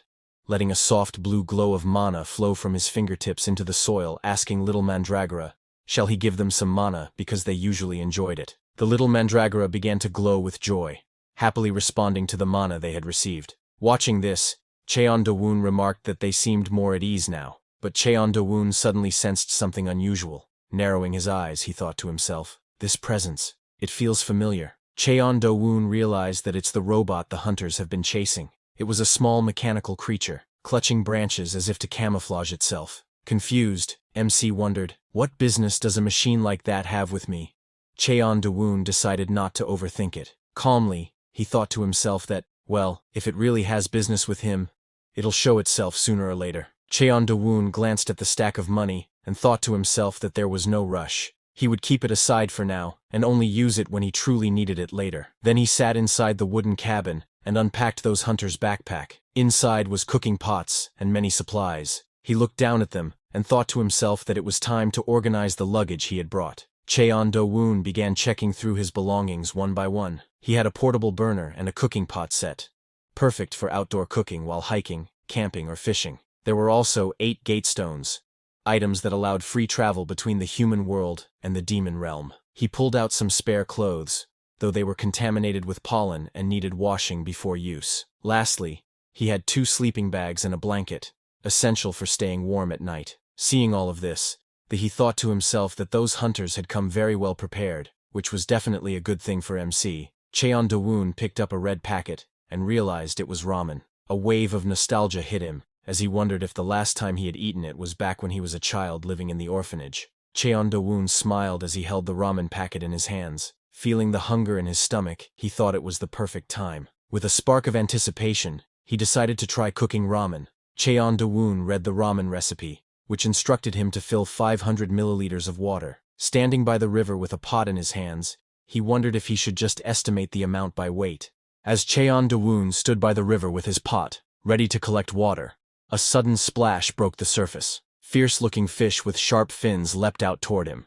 Cheon Do-woon, who held the pot of water, remembered that people usually add extra ingredients when cooking ramen. He thought that ramen would taste delicious with fish, and so strike with finger, killing the fish instantly. The recipe suggested adding ingredients like eggs or green onions for better taste. Cheon Do-woon noticed some roe and thought it should be fine to use as a replacement for eggs. Since there were no green onions around, Cheon Do-woon decided to use some other greens he found, thinking it would work just as well. Cheon Do-woon finished gathering all the ingredients, placing them into the pot. With everything ready, he decided it was time to head back. As Cheon Do-woon walked back with the pot in hand, a metallic foot appeared behind him. It was the little robot which stared in awe, its glowing eyes wide and leaves rustling faintly on its head. Holding its stomach as if overwhelmed, it muttered in disbelief, "That man is cooking." Cheon Do-woon lit the fire under the pot, carefully watching the flames rise. As he glanced at the instructions, he frowned slightly, realizing they didn't mention when the fish should be added. Cheon Do-woon stood by the wooden table he had just crafted from a log moments ago. Looking at the pot, he shrugged and decided, "I guess I'll just boil it all together," as he tossed the ingredients in to cook. But as the smell of his cooking loomed over nearby mandragora, their tiny bodies trembling, they twitched uncomfortably, smelling the strange scent. The strange scent drifted through the air, winding its way past the trees as the sunlight filtered through the leaves. The little robot caught the drifting aroma, its sensors twitching as drool leaked from its mouth. "Cooking smell," it murmured, clearly drawn toward the source. "I want to eat it too." "How?" it muttered, its steps following the trail despite knowing it wasn't built for such desires. Its memory stirred, tying the present scent to something once glimpsed long ago. Its body transformed because it saw it in the lab that humans like dogs and humans help if they felt pity. So it transformed into a pitiful-looking dog, whose one leg is injured. Robot let out a soft whine as it approached. Cheon Do-woon, sitting at the table, glanced over with a puzzled expression. He remembered that this mechanical creature has been following him ever since. As he looked at the robot, he wondered if the robot transformed into a dog just to lower his guard, and is it pretending to be hurt on purpose, trying to stir up sympathy? From its actions alone, the MC could tell it seemed like a young creature, one that didn't yet understand much. The little dog barked happily, wagging its tail with innocent excitement. Seeing that MC frowned in thought. How on earth did a creature like this escape from the lab, and make its way all the way to the demon realm? MC looked at the food and said it seemed ready. He asked the little dog if it wanted some too. The dog barked happily in response. Cheon Do-woon picked up his chopsticks and looked at the food, while the little dog stared eagerly at the bowl, drooling with sparkling eyes. Cheon Do-woon looked down at the strange, bubbling dish filled with odd ingredients, and wondered to himself if he should try eating it. He sat at the table, eating from the pot with his chopsticks, while the little dog happily munched on its own share from a plate beside him. As he tasted the food, his eyes widened in surprise, the flavor overwhelming him. Beside him, the little dog tilted its head in confusion, still chewing, while the Cheon Do-woon's thoughts echoed. This taste is... A memory of the past surfaced in his mind. He recalled sitting on the floor with his friends, all gathered around a steaming pot of ramen. Their faces were full of joy as they laughed and chatted. Cheon Do-woon slurped the hot noodles, sweat running down his face. His cheeks flushed, and steam rose around him as he struggled with the heat,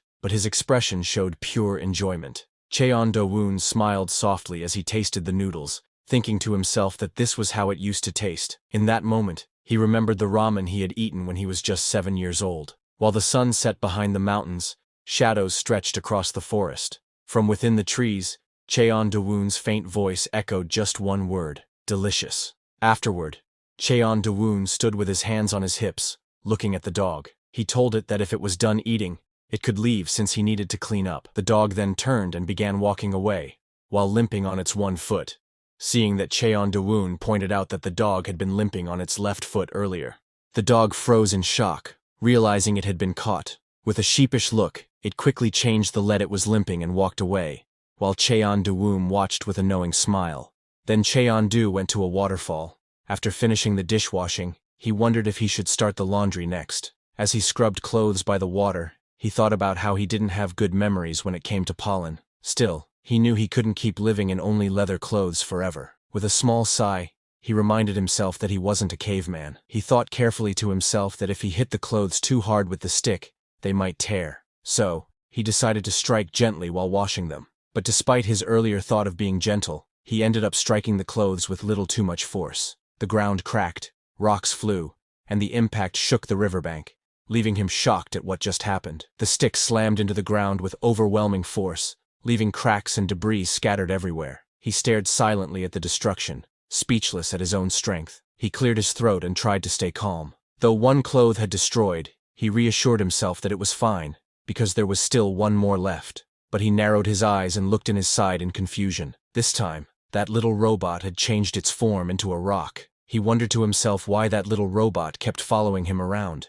He remembered that, while he was eating ramen and washing the dishes afterward, the strange little robot appeared again, floating nearby as if it was watching him. Even when he stopped to admire the flowers that looked like forsythia, the little robot appeared once again. It changed its form and came closer, but it never really did anything special, just followed quietly. The little robot, disguised as a log, suddenly froze in surprise when a bee flew close to its face, making it flinch with wide eyes. It panicked as a bee buzzed near it. Terrified, it shouted, "Bee!" and ran away as fast as it could, clearly frightened by the tiny insect. The little robot screamed that it hated bees. Watching its reaction, it seemed like its mental age was no more than that of a child under 5 years old. The little robot spoke in a mechanical and clumsy manner, its words stiff and unnatural, making it clear that it wasn't fully developed in how it communicated. Cheon-du realized that the young chimera had been forced to have knowledge injected into it. Because of this, it showed clumsy behavior and odd reactions, which were common side effects in young chimeras. Cheon-du looked at the flowers and commented, though a bit awkwardly, that the forsythia flowers were pretty. He acted as if he didn't see the little robot. Little robot peeked from behind the flowers, watching shyly. Then something later Cheon-du let out a sigh, realizing that doing laundry was harder than he expected. Still, he held up the clean, shining shirt with a small sense of accomplishment. He looked at the freshly washed shirt in his hands, and felt relieved. At least he had managed to save this one. He noticed the shirt looked a bit too small for him to wear. Since he had washed it so carefully, it felt like a waste. Deciding not to throw it away,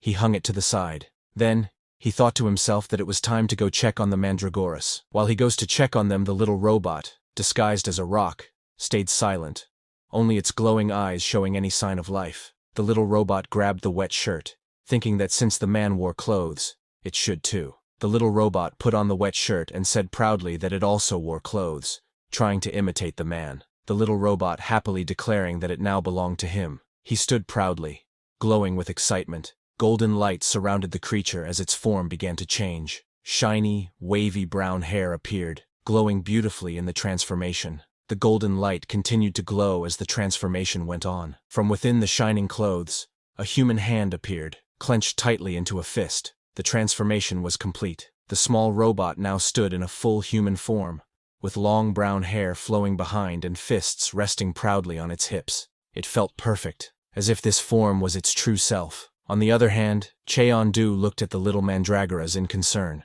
They kept acting weak, their leaves drooping as if they were wilting. Their roots also looked dry, making him wonder why they kept ending up like this. He found it strange, as he was sure he had pulled out all the weeds when preparing the field. While working, he suddenly noticed something unusual and muttered, "What's this?" As he tilled the soil, all sorts of things started coming out of the ground. He realized he should have been gentler while working through it. Shocked, he thought about how he had almost hurt the little mandragoras by mistake. He thought about making a proper vegetable garden in that spot. Estimating the size, he wondered if an area as big as his house would be enough.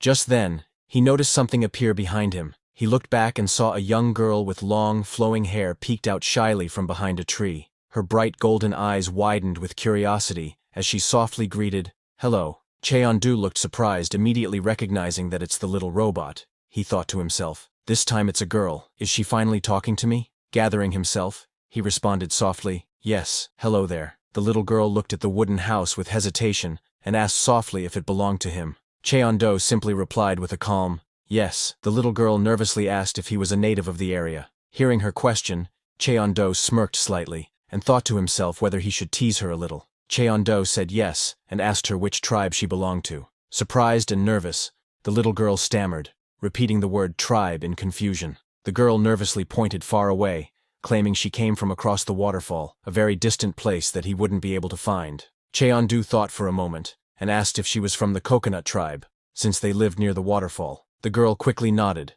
flustered but determined, and insisted that he was correct. She claimed that she came from the coconut tribe. Cheon-du noticed the outfit and pointed out that it looked like his. The girl quickly explained, flustered, that in her tribe, whoever picks something up owns it, so the clothes were hers now. Cheon-du, amused, simply agreed and told her she could keep it. The girl let out a happy squeal. Cheon-du asked the girl what brought someone from the coconut tribe to this place. The girl, looking nervous, admitted that she had been kicked out of her tribe. Then, gathering her courage, she said she had a request for him. The girl shouted nervously, her face red with determination. I want to live here too. Please. I hope you'll let me stay. She bowed her head deeply, showing her desperation as Cheon-du looked at her in surprise. The girl's eyes widened nervously and she stammered, "Here there are no bugs." Her face showed a mix of worry and desperation as she tried to explain her reason. The girl nervously fiddled with her hands and said softly, "And there's a house too, so it seems safe." She spoke timidly, trying to justify why she wanted to stay. The girl explained shyly, "That's why I want to live here." Hearing this, Cheon-du closed his eyes with a calm expression and thought to himself, so she just needed a place to rest after all. He agreed and said, "All right, but if you want to stay here, you must do your share of work." The girl's face lit up with excitement as she clenched her fists happily. "Understood. Just tell me what to do," she replied eagerly. Cheon-du explained, "First, I need to till the vegetable patch. Can you help with that? I need to make a new home for the mandragoras." The girl eagerly grabbed the tool and declared with confidence that she would handle it, proudly saying she was strong. The girl shouted with determination that she was confident in her strength. With incredible power, she charged forward, tearing up the ground and sending dirt and rocks flying everywhere. Cheon-du watched her run with overwhelming strength, realizing she had no intention of hiding who she really was. He thought to himself that maybe it was because she had only ever lived in a lab, and so she didn't understand how a normal child was supposed to act. Cheon-do introduced himself and asked the girl for her name. She froze for a moment, startled, and nervously repeated the word, "name," as if unsure how to respond. The girl thought to herself that she didn't have a name. She decided she would make a new one, choosing it based on the pretty flower she had once seen. The girl raised her hand proudly and announced with a bright smile, "My name is Kim Nari." Cheon-do tilted his head and asked, "Forsythia?" The girl stomped her foot angrily and shouted, "It's Kim Nari." Then few minutes later little Nari proudly announced that the work was all done. Cheon-do observed and commented that it was finished quickly. A stone fence, carefully made by Cheon-do, surrounded the tilled patch of land. Then he planted the mandragoras there. Little mandragoras jumped around happily with bright smiles, clearly excited and full of energy in their new home. Cheon-do watched them and thought he should have tilled the field more carefully. Meanwhile, Kim Nari stayed quiet, simply observing. Cheon-do suddenly turned his head, sensing something unusual. His expression sharpened as he clearly noticing something that caught his attention. Little Nari suddenly burst into tears, her eyes filled with sorrow.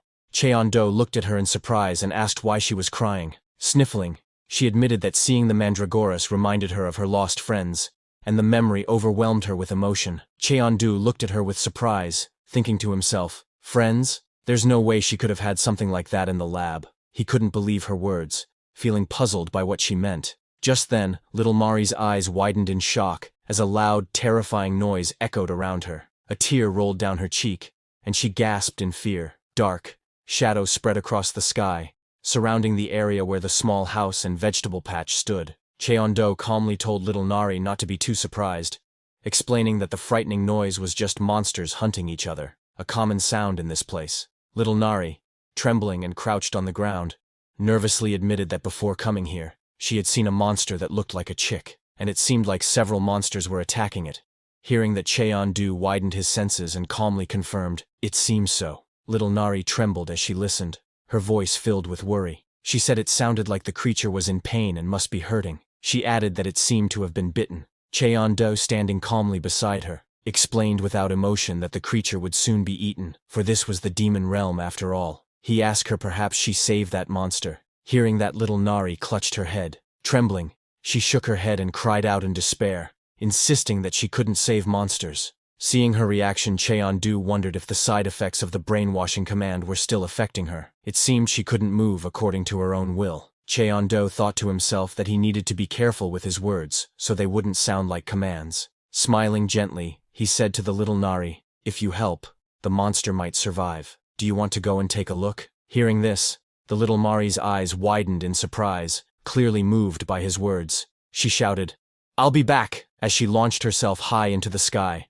leaving Cheon-do watching her soar upward with determination. On the other hand, huge insect-like monsters with sharp wings and fierce eyes rushed forward aggressively, their movements fast and threatening as they filled the battlefield with danger. Their target, a small, fluffy creature, lay on the ground, weak and injured, its body trembling in fear. One of the giant insect monsters struck at it with a sharp claw, aiming to finish it off as the helpless creature cried out softly in pain. Just then, little Nari rushed in, shouting, Don't torment it! She struck the giant insect monster with all her strength, knocking it back. The small, fluffy creature on the ground looked up in shock as she defended it bravely. Little Nari clenched her fist tightly, determination shining in her teary eyes. With a firm resolve, she thought to herself, I will save it. A memory of past flashed in front of her eyes. In a dimly lit hallway, two children whispered nervously. Pointing at little Robot 1 asked if she had taken first place again in the rank battle. The other, sweating with worry, muttered that if this continued, they would be used for dangerous experiments with high chances of failure. This made those children angry, and they took little Robot's small, yellow toy and torn it. They throws it on the ground, with tufts of its fluffy feathers scattered around. The other children shouted angrily, Let us live too, if only you weren't here. They ganged up, kicking and beating the small robot. Curled up on the floor, the robot thought sadly, Why, I just did as I was told. The small robot trembled. In its mind, it cried out, It hurts. Please stop. Little Nari could not save her toy there, so this time she have divided to save this little white creature. Little Nari shouted with all her strength. Stop! Her cry echoed as the ground shook. Green liquid splattered, and energy burst outward. The force of her will pushed against the chaos, demanding everything to come to a halt. She clenched her fist tightly, her eyes burning with anger and pain. She shouted that many people tormenting just one person was wrong. Her voice filled with the weight of her emotions as energy flared around her. Little Nari shouted with all her strength, declaring that ganging up on one person was a bad thing. With fierce determination she charged forward, her energy bursting out wildly as she struck against the attackers. On the other hand, Cheon-du knelt on the ground, gently touching the small mandragoras on the soil, giving them energy. Looking at them closely, he asked softly, Is it delicious? Just then, little Nari shouted loudly, calling out, Mister! Cheon-du, startled, quickly turned his head to ask her, but it froze mid-word. Little Nari's eyes filled with tears as she clutched the small creature in her arms. Panicking, she cried out. Little Nari held the small, injured creature tightly in her arms. Its eyes were swirling as if it had lost consciousness, and faint marks and bruises covered its body. Cheon-du tried to calm himself down, but then froze in shock. That tiny creature reminded him of the white monster with fiery eyes and a burning presence that he skinned before. He stared at the creature, a strange feeling creeping over him. It seemed familiar. Little Nari clutched the small creature in her arms, her face filled with tears and panic. She looked up desperately and cried out, calling Chen-du uncle, asking what they should do. With trembling words, she explained that the creature wouldn't wake up, her fear and helplessness clear in her voice. She cried out that it didn't look good, and asked fearfully if it was dying. Cheon-du walked toward her calmly, and told her that they should take a closer look. He slowly reached out his hand, blue energy swirling gently around his fingers as he prepared to use his power. He placed his glowing hand gently on the creature, blue energy flowing around his fingers. After checking, he sighed in relief and thought that,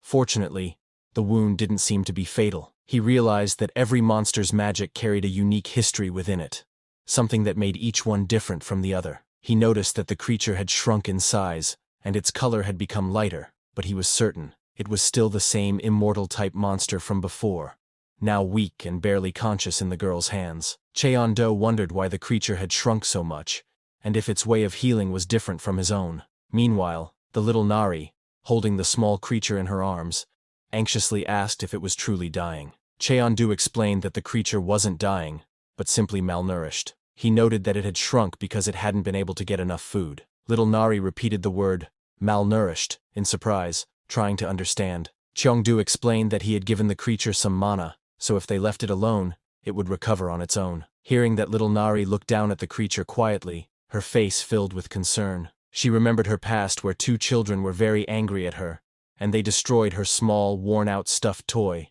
Looking at that small creature, she remembered that She held up the small, weak creature with worry in her eyes. She pleaded that if they left it alone, it would surely die. Pointing out its condition, she compared it to a rice cake, limp and lifeless in her hands. Little Nari clutched the small creature tightly to her chest, her eyes filled with determination. She asked if she could raise it, saying she wanted to take care of it. Nervously, she promised that she would train it properly, and feed it well too. Her voice trembled as she asked if that would be okay. Cheon-du with a calm smile, and remarked that the creature might grow quite large in the future. Little Nari quickly insisted that she would only feed the creature a little. Cheon-du then allowed her to do as she wished. Hearing this, little Nari's eyes lit up with joy, and she asked in disbelief if he really meant it. Cheondu said yes, and suggested that she could let the creature roam around the yard and even guard the house. While they were talking suddenly, the small creature slowly opened its eyes, looking weak and confused. In a dazed voice, it wondered to itself,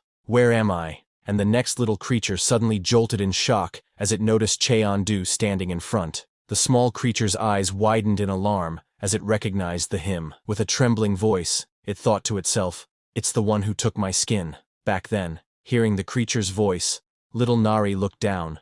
Her eyes lit up with excitement as she hugged the small creature tightly. Meanwhile, the creature's face twisted in fear and shock, sweat dripping down as it realized the danger it was in. Little Nari lifted the round creature high into the air with excitement, shouting that it was awake and even making dove-like noises. Meanwhile, the creature, sweating nervously, was shocked and confused.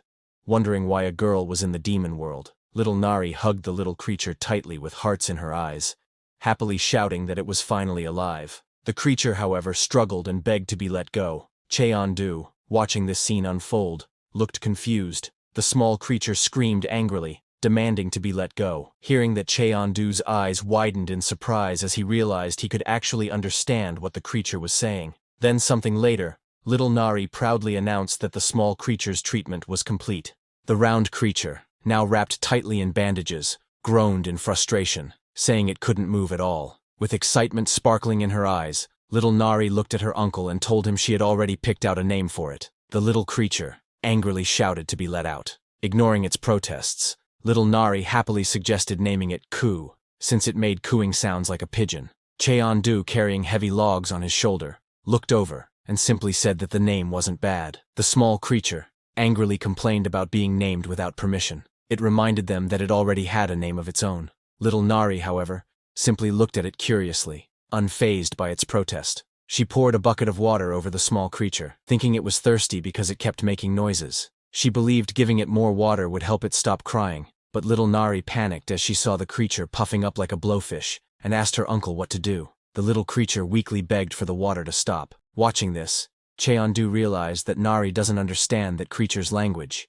He calmly told her that the creature had already had enough water. Little Nari suddenly realized the creature might be hungry. With excitement, she shouted that she would go find some food for it, and quickly ran off. After she left, Cheondu noticed that many small tasks were piling up. To stay organized, he decided it would be best to build a storage cabinet. He measured the logs, and thought to himself that the cabinet should be about this size. It didn't need to be too big, just enough to serve its purpose. With his hand blade, he tries to cut the log, but it broke in pieces, making Cheondu paused in surprise, not expecting it to cut so easily. He stood puzzled and muttered to himself, wondering what went wrong, since he had built it the same way he had made the table and chair. The little creature, wrapped in bandages, clicked its tongue, and explained that the wood was different. It pointed out that the one in front of him was soft wood, easy to break. Hearing that, Cheondu realized that wood strength varied by type and asked about it. The creature, surprised, said it was obvious, and couldn't believe he didn't know. Curious, Cheondu then asked which color wood was the strongest.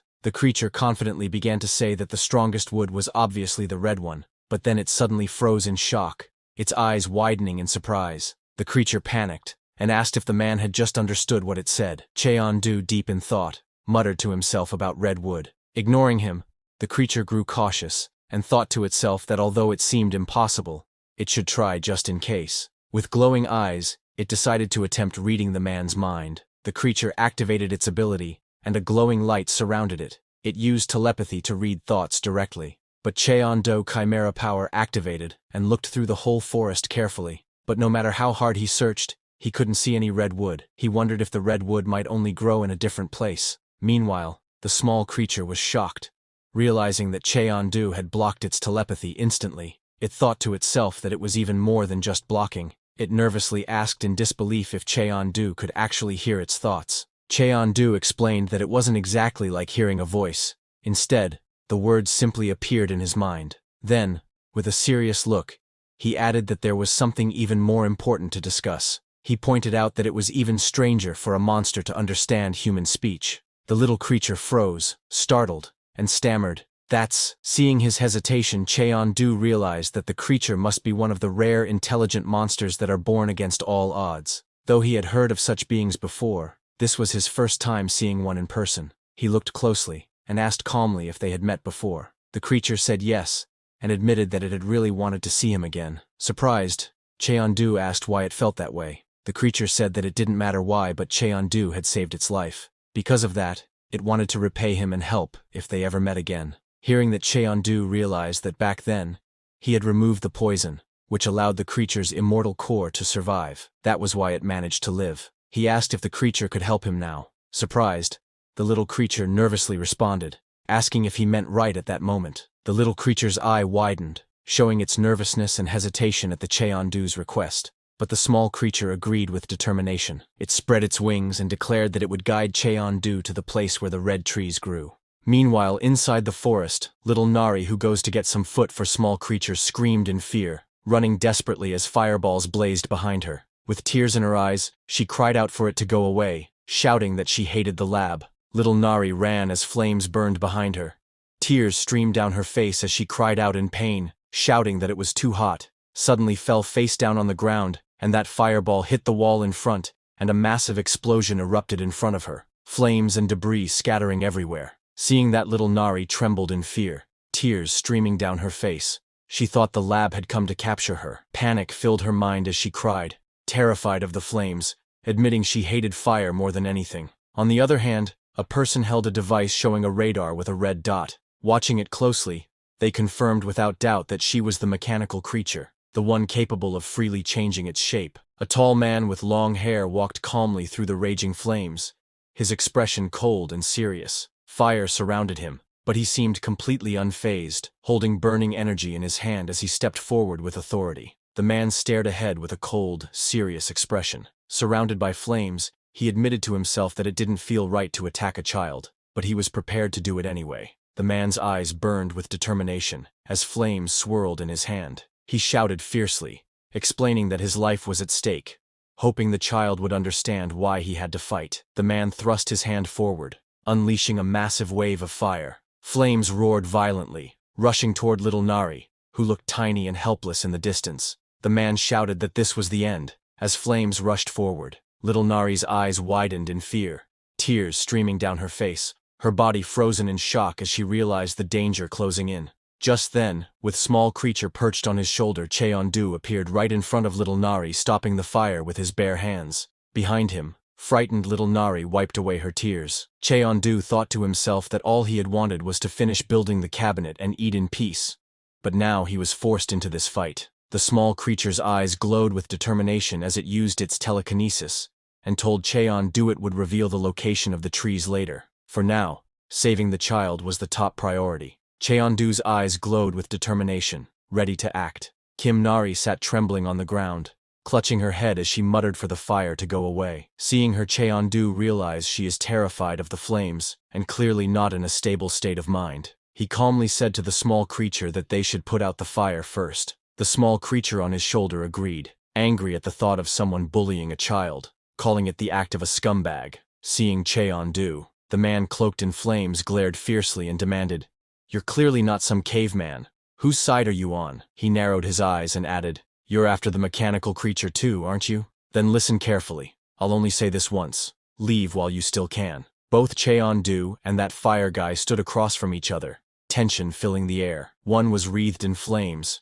while the other remained calm and steady. Breaking the silence, the Cheondu spoke firmly, "You talk too much." This made the fire guy, engulfed in flames, roared in fury. He shouted that his opponent was getting cocky, his rage spilling out with the fire around him. Then, with gritted teeth, he growled not to ruin the moment. Fire guy, consumed by fury and flames, shouted loudly for his opponent to get lost. With fire blazing around him, he slammed his hands into the ground, sending out a powerful fiery attack. Seeing that Cheondu stood firm with a serious expression, his eyes sharp with focus, he raised his hand and pointed forward, a bright blue light shining from his fingers. Cheondu pointed forward, releasing a powerful burst of blue energy that clashed against that fire guy's fiery attack. Cheondu's attack created a massive explosion of light and force as it hit the mountain behind the fire guy. An explosion erupted with a blinding light, shocking the fire guy. His eyes widened in disbelief as he muttered in confusion, "What the?" The fire guy's face twisted in shock as debris rained down around him. His eyes widened, and sweat ran down his face as he gasped in disbelief, too stunned to speak. Only a cry of alarm escaped him. As the dust and debris settled inside the massive crater, Cheon-do asked little Nari gently if she was okay. Little Nari replied she was fine now. She wiped her tears, her voice soft with relief. She said that uncle had put out the fire, feeling safer now. Looking at Kim Nari, Cheon-do spoke calmly. He told her that whenever she felt scared, she should face it directly and defeat the fear itself. Meanwhile, the fire guy lay battered and motionless on the ground. Cheon-do grabbed the fire guy by the hair and said firmly that when they woke up, they should knock it off, saying that he swung up that fire guy into the air. But just as he held the enemy up by their hair, paused, his eyes widening in surprise as he realized something was off. Cheon-do looked back and saw that the fire guy lay on the ground and his head now bald. Cheon-do looked at him in confusion and exclaimed, "What the heck is this?" Looking at the fire guy's bald head, Cheon-do wondered if he had always been bald. The small creature sitting on little Nari's head was very annoyed and called the fire guy a little brat. Even little Nari looked at him with wide eyes, clearly confused, as the sunlight reflected off the smooth surface of a shiny head, revealing it to be completely bald. Little Nari quietly muttered the word, "bald," in surprise. She burst into laughter, holding her stomach and tearing up from how hard she was laughing. She found the bald head hilarious and shouted that being bald was funny. Little Nari laughed loudly, calling the fire guy Baldy. She said she wasn't scared of him anymore. Hearing this, the Cheon-do looked at her in silence. He was confused because while he was fighting that fire guy, he realized that the opponent was not strong enough to defeat little Nari. Just then the small eyes glowed brightly as it prepared to use its power. It explained that this would make everything clear. The ability, called mental resonance, allowed him to look into another person's memories. Suddenly Cheon-do's eyes also glowed with a golden light as the power flowed through him. Little creature's ability not only allowed it to look into memories, but also to share those memories with others. In little Nari's memories, Cheon-do saw a dark room. There a man in a lab coat stood before a glowing screen, his posture tense as he leaned on the table. A low, unsettling laugh escaped him, echoing through the room. The man's glasses glowed brightly, hiding his eyes as he grinned with a twisted smile. His expression was filled with a sinister excitement. A small slime creature trembled nervously, its round eyes showing fear as it shifted on the floor. It was little Nari when she was just made. Watching her reaction, the man remarked that it seemed to be dodging him now, and noted that the slime had finally started to develop a sense of self. The man stretched out his hand, blue flames burning around his fingers. His voice was cold and commanding as he called out to the slime, telling it to come closer. The man spoke in a cold, dismissive tone, saying there was nothing to fear. To him, this was just another durability test, nothing more. A loud scream echoed as that man burned Miss Little Nari with fire. Seeing all that, Cheon-do finally understood everything. He gently placed his hand on little Nari's head and praised her, saying she did well. Little Nari looked up at him in confusion, not fully understanding. Cheon-do thought to himself that trauma doesn't disappear so easily, but perhaps this was the first step toward healing. Then looking at that bald guy, Cheon-do wondered what they should do about him. Little creature tapped the bald guy's head, checking if he's awake. Suddenly, little Nari got an idea. Little Nari stood proudly with her hands on her hips. Stars sparkled around her as she announced with confidence that she had a great idea. Then few minutes later, that bald man was tied by ropes, was held down a waterfall. Water surged powerfully, making his coat and boots were soaked. Seeing him, little Nari shouted excitedly that if he got wet, his fire would go out. And now the bald uncle wasn't scary anymore. The bald man stood there, soaked and stunned, water dripping from his face. He admitted with frustration that this wasn't the reason he came to the demon world. When little Nari saw that bald man had awakened, she angrily pointed at the bald under the waterfall and called him a bad bald uncle. The soaked man clenched his fists in frustration, thinking to himself in annoyance. Meanwhile, Cheon-do nearby reminded little Nari not to judge people based only on their looks. Little Nari smirked mischievously, while Cheon-do calmly held a pot with a gentle smile. Watching her reaction, he thought to himself that maybe she would recover faster than he had expected. Then Cheon-do crouched by the river, filling a pot with water. The little creature flew nearby, watching him closely and asking what he was doing. Calmly, Cheon-do replied that he was getting water to make ramen. Hearing that, Kim Nari shouted with excitement, declaring that uncle's fish ramen was the best. Cheon-do glanced at her with a faint smile and asked in disbelief, "Really?" Cheon-do asked if the coconut tribe also ate fish ramen. Flustered, Kim Nari quickly raised her fists and shouted that they did, insisting that the coconut tribe loved ramen. Meanwhile, Water splashed on that bald guy.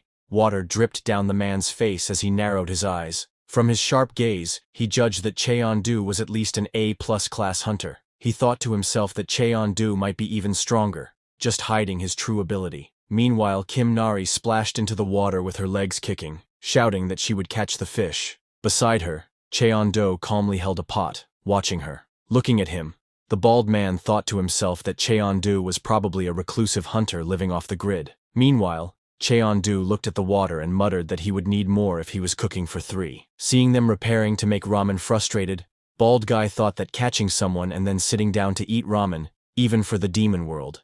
This situation felt completely wrong and messed up. Suddenly, little Nari burst out of the water with a fierce expression, holding up 2 large, sharp-toothed fish in her hands, while another clung to her head. With excitement, she shouted proudly to her uncle that she had caught a fish. Cheon-do told little Nari to give him just 1 fish, and release the rest back into the water. Seeing that fish, that bald guy got shocked. Little Nari quickly agreed, and urged him to hurry so she could toss it in. The bald man stared nervously at the strange fish, sweat running down his face. He wondered what these creatures were, and worried that using one would only make the broth smell terrible. Little Nari dropped the strange fish into the pot filled with water, causing it to splash. Watching this, the bald man grew more uneasy, wondering why Cheon-do was using so much water in the first place. Frustrated, the bald man wondered if they even knew how ramen was supposed to be made. Meanwhile, little Nari happily ran forward with small creature sitting on her head, cheering that it was ramen time and that she was excited. Cheon-do calmly followed behind, holding the pot of water. Bald man suddenly shouted for them to wait. Kim Nari stopped in her tracks. Cheon-do also stopped behind, looking slightly confused. The bald man struggled in the rushing water, looking desperate. He asked if they could finally let him down. With frustration in his voice, he shouted that he would cook the meal himself. And then, few minutes later, the bald man stood at a wooden table under a spotlight, placing a packet of ramen on it. To some, ramen was just food. But as he carefully opened the packet with trembling hands, he thought differently. For him, at that moment, it wasn't just ramen, it was life or death. Cheon-do and little Nari, along with the small creature, sat nearby with dark expressions, silently watching, their red eyes glowing with hunger and anticipation. The bald man reminded himself, ramen must be made with sincerity. He decided to stick to the basics, since he didn't know anything fancy anyway. The bald man stood in front of a pot, focused and serious. He trusted his instincts to decide the amount of water, since he was cooking 3 servings. He added the noodles and soup base into the boiling water, knowing it had to cook for exactly 4 minutes and 30 seconds. With his heartbeat steady at 60 per minute, he decided to count 270 beats to track the perfect time. As the seconds passed, he concentrated deeply, his heartbeats guiding him. Finally, when the time was right, he lifted the noodles high into the air, shouting his technique. Air shower. It was a crucial step. Exposing noodles to air, like that, adds that perfect chewy texture in noodles. Sweating but determined, the bald man thought how kimchi would have made the dish complete, but reminded himself that this was the demon world. Still, he smiled, knowing he gave it his best. The ramen was finished, and he had no regrets. The pot of noodles gleamed, labeled as Nam-gi's sincerity. Ramen. It had 90 flavor scored, 24 carbs, 18 protein, 20 calcium, and 20 fat. The bald man carefully served the ramen, offering it to the others, and asking them to give it a try. Little Nari looked surprised, noting that it felt different from the uncle's ramen. Cheon-do agreed, and prepared to taste it. Cheon-do took a bite, saying he would see how it tasted. Soon, the 3 of them, including the small creature, sat at the table together, eating the ramen. As they tasted it, their eyes widened in shock. Cheon-do, the girl, and the small creature all realized something at the same time. This taste was special. They were overwhelmed, as if transported to another world. Well, basically they were in another world, but it felt completely different world. They thought to themselves that this was not just food. This was the true taste of sincerity. Little Nari's face lit up with joy as she exclaimed how delicious it was. The small creature chirped, asking if humans ate such food all the time. Cheon-do smiled, admitting even he was impressed, before suggesting they eat first. After the meal, the small creature lay on the table, completely full and exhausted, letting out a satisfied sound. Cheon-do also placed his chopsticks on the table after eating. The bald man laughed nervously and asked if the food suited their taste. Cheon-do, little Nari, and the small creature had already finished eating, their bowls completely empty.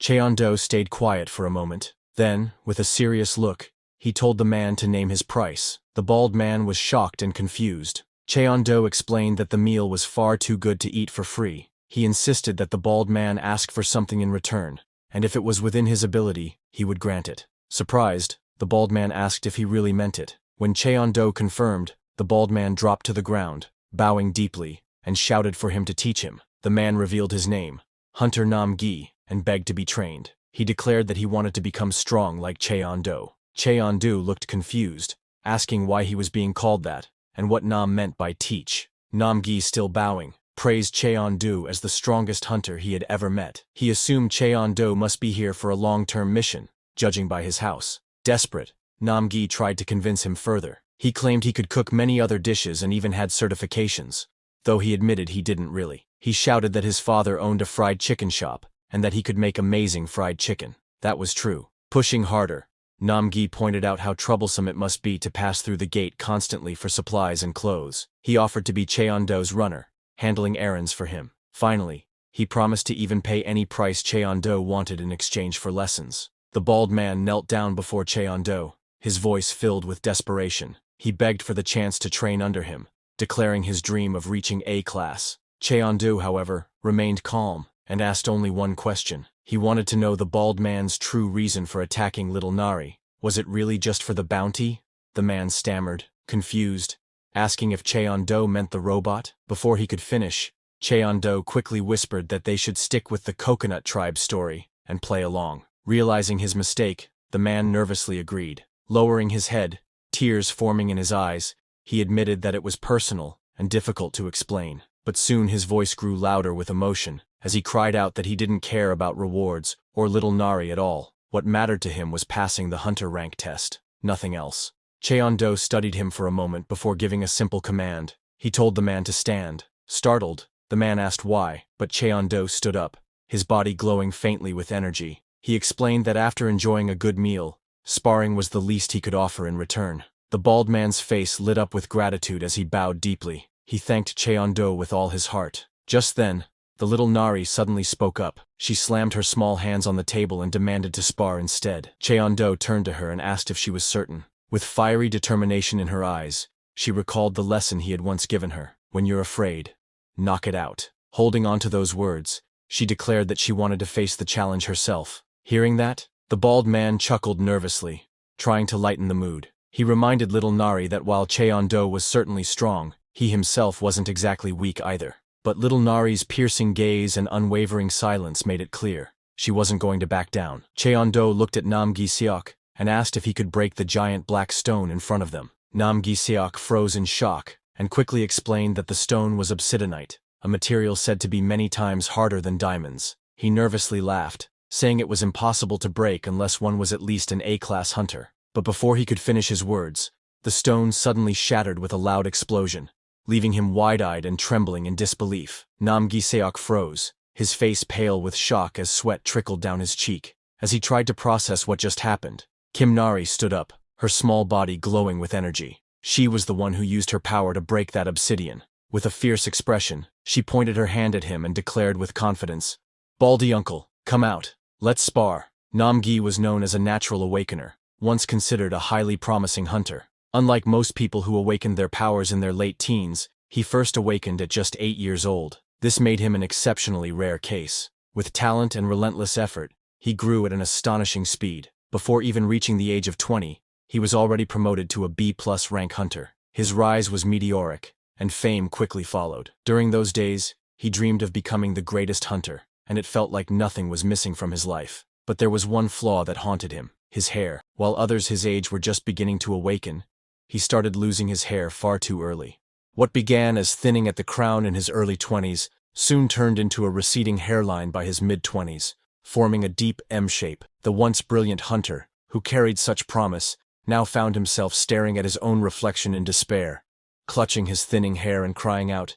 Nam-gi tried everything to stop his hair from falling out. He went through countless treatments and visited every clinic he could find. Desperate, he told the doctor that he had money and could pay for another transplant, but the doctor only shook his head and said it would just fall out again, telling him to give up. Hearing that Nam-gi was left in despair and could only cry, despite his good looks and natural talent, nothing worked. Once, he had been someone who shined brighter than anyone else, but over time, that light began to fade. His career as a hunter also slowed down. In one test, he was disqualified, and people remarked that so much for him becoming A rank. With his dreams slipping away, Namgi sank deeper into frustration. At home, surrounded by bottles and trash, he lay on the couch watching TV. Then one day, a program featured Dr. Han Myung-do from the Hanbit Institute. The host asked him about an unusual case from his research. The doctor explained that liquid metal was a rare material, even in the demon world, but someone had accidentally spilled it on their head. By chance, it made their hair grow back. The doctor then revealed himself. His hair was full and long again. Smiling, he proudly announced that he was nearly 90 years old, yet thanks to liquid metal, his hair had returned. Seeing that Namgi was shocked, lying on the floor, he couldn't believe what he just heard. He gets very angry, asking what kind of bullshit is this. But because he could, the reporters laughed and asked the scientist if he would create a cure for baldness next. Hearing that, Namgi's eyes widened with sudden hope, his heart racing. But the doctor only laughed it off, saying that the mysterious demon world reminded him of how little they understood. He spoke about serving humanity as an awakener, creating more mechanical beings, and aiming for Korea's first major award. Hearing this, Namgi clenched his fists. Why? He thought. Why chase awards when a real cure could change lives? He screamed in anger, smashing a bottle. Just make a cure for baldness. That would actually help humanity. But it was no use. No one heard him. Then a few days later, he read shocking news. Hanbit Institute's mechanical creature had accidentally fallen into the demon world. Seeing that, Namgi's eyes lit up because he knows that in the demon world, there were no rules, only survival. That meant whoever found it could claim it. Determined, Namgi swore to himself that he will find it and will dump it on his head, noting that no matter what, it will be his. And now here he was, thrown to the ground, his face covered in dirt. Shocked, he muttered in disbelief, unsure of what had just happened. He realized he had been defeated once again. Little Nari, standing before him, celebrated cheerfully, while Cheon-do shook his head, remarking that Namgi couldn't land even a single clean hit. While working with wood, Cheon-do warned Namgi sternly that if he kept performing this poorly, he wouldn't be allowed to take shuttle duty. Panicking, Namgi quickly promised to do better,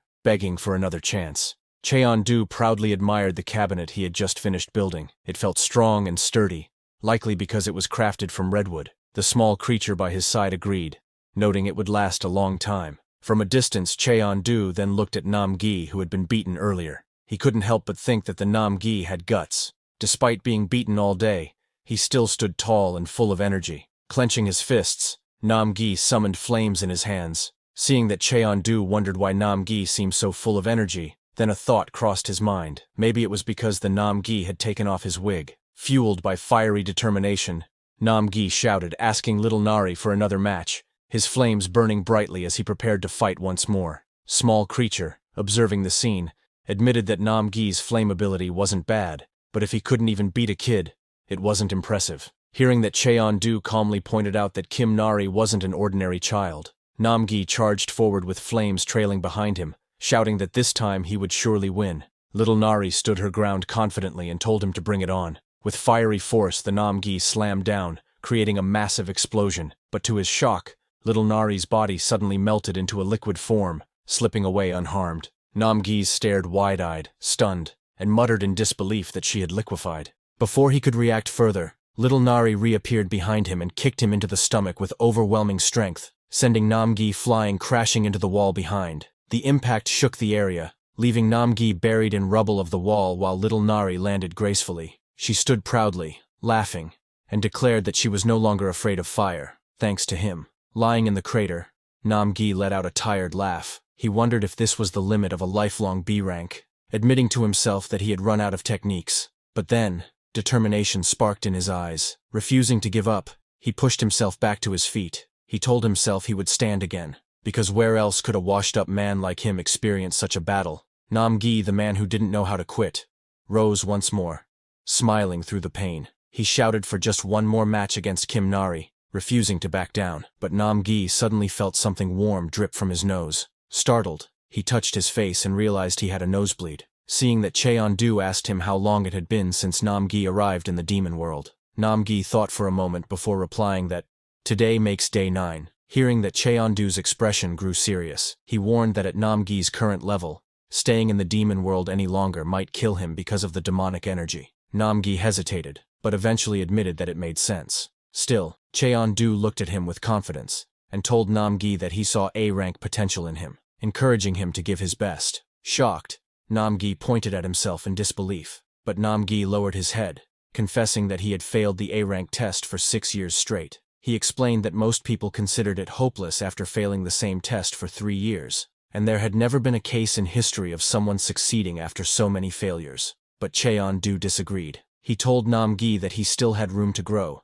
and that his mana hole wasn't fully developed yet. With a firm voice, he told him not to give up. Hearing those words, Namgi's eyes welled up with tears. Overwhelmed, Cheon-du gave him one last piece of advice, telling him to cleanse the demonic energy properly once he returned. Nam bowed deeply, his heart burning with determination. He shouted his thanks, vowing to give it his all. As Nam's voice echoed, Cheon-du thought to himself that he will make Namgi into an A-rank. An A-rank laborer, that is. Then few minutes later, Namgi, carrying supplies, asked if there was anything else they needed. He mentioned that they were out of ramen. At the sound of the word, the little Nari's eyes lit up, and she jumped happily. Cheon-du nodded calmly, saying that was enough for now. Namgi with the backpack agreed, and said he would go grab some. Before leaving, little Nari wished Namgi safety, while he shouted back that he would definitely win next time. Suddenly, he asked the Cheon-du if he had seen his wig. Cheon-du shook his head, and replied that he hadn't. With a nervous laugh, Namgi decided to head back anyway, still wondering where it had gone.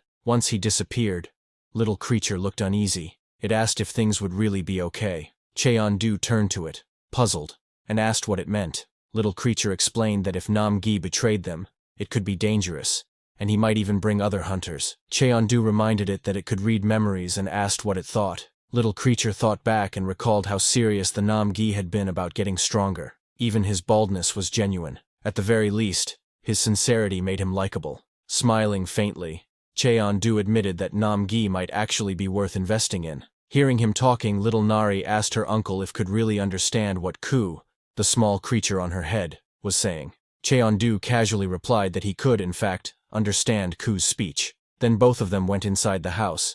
Cheon-du proudly showed the cabinet he had built, explaining that he had done it with Ku's advice. The house looked tidier now, though little Nari pointed out that it still felt a bit dark inside. Hearing that, Cheon-du paused, then asked if she wanted a window. Without waiting long, he used his sword-like hand and cut into the wall, but suddenly sparks stared flying beside him until a clean opening appeared. It was little Nari who used her eyes' lasers to create a small window for herself.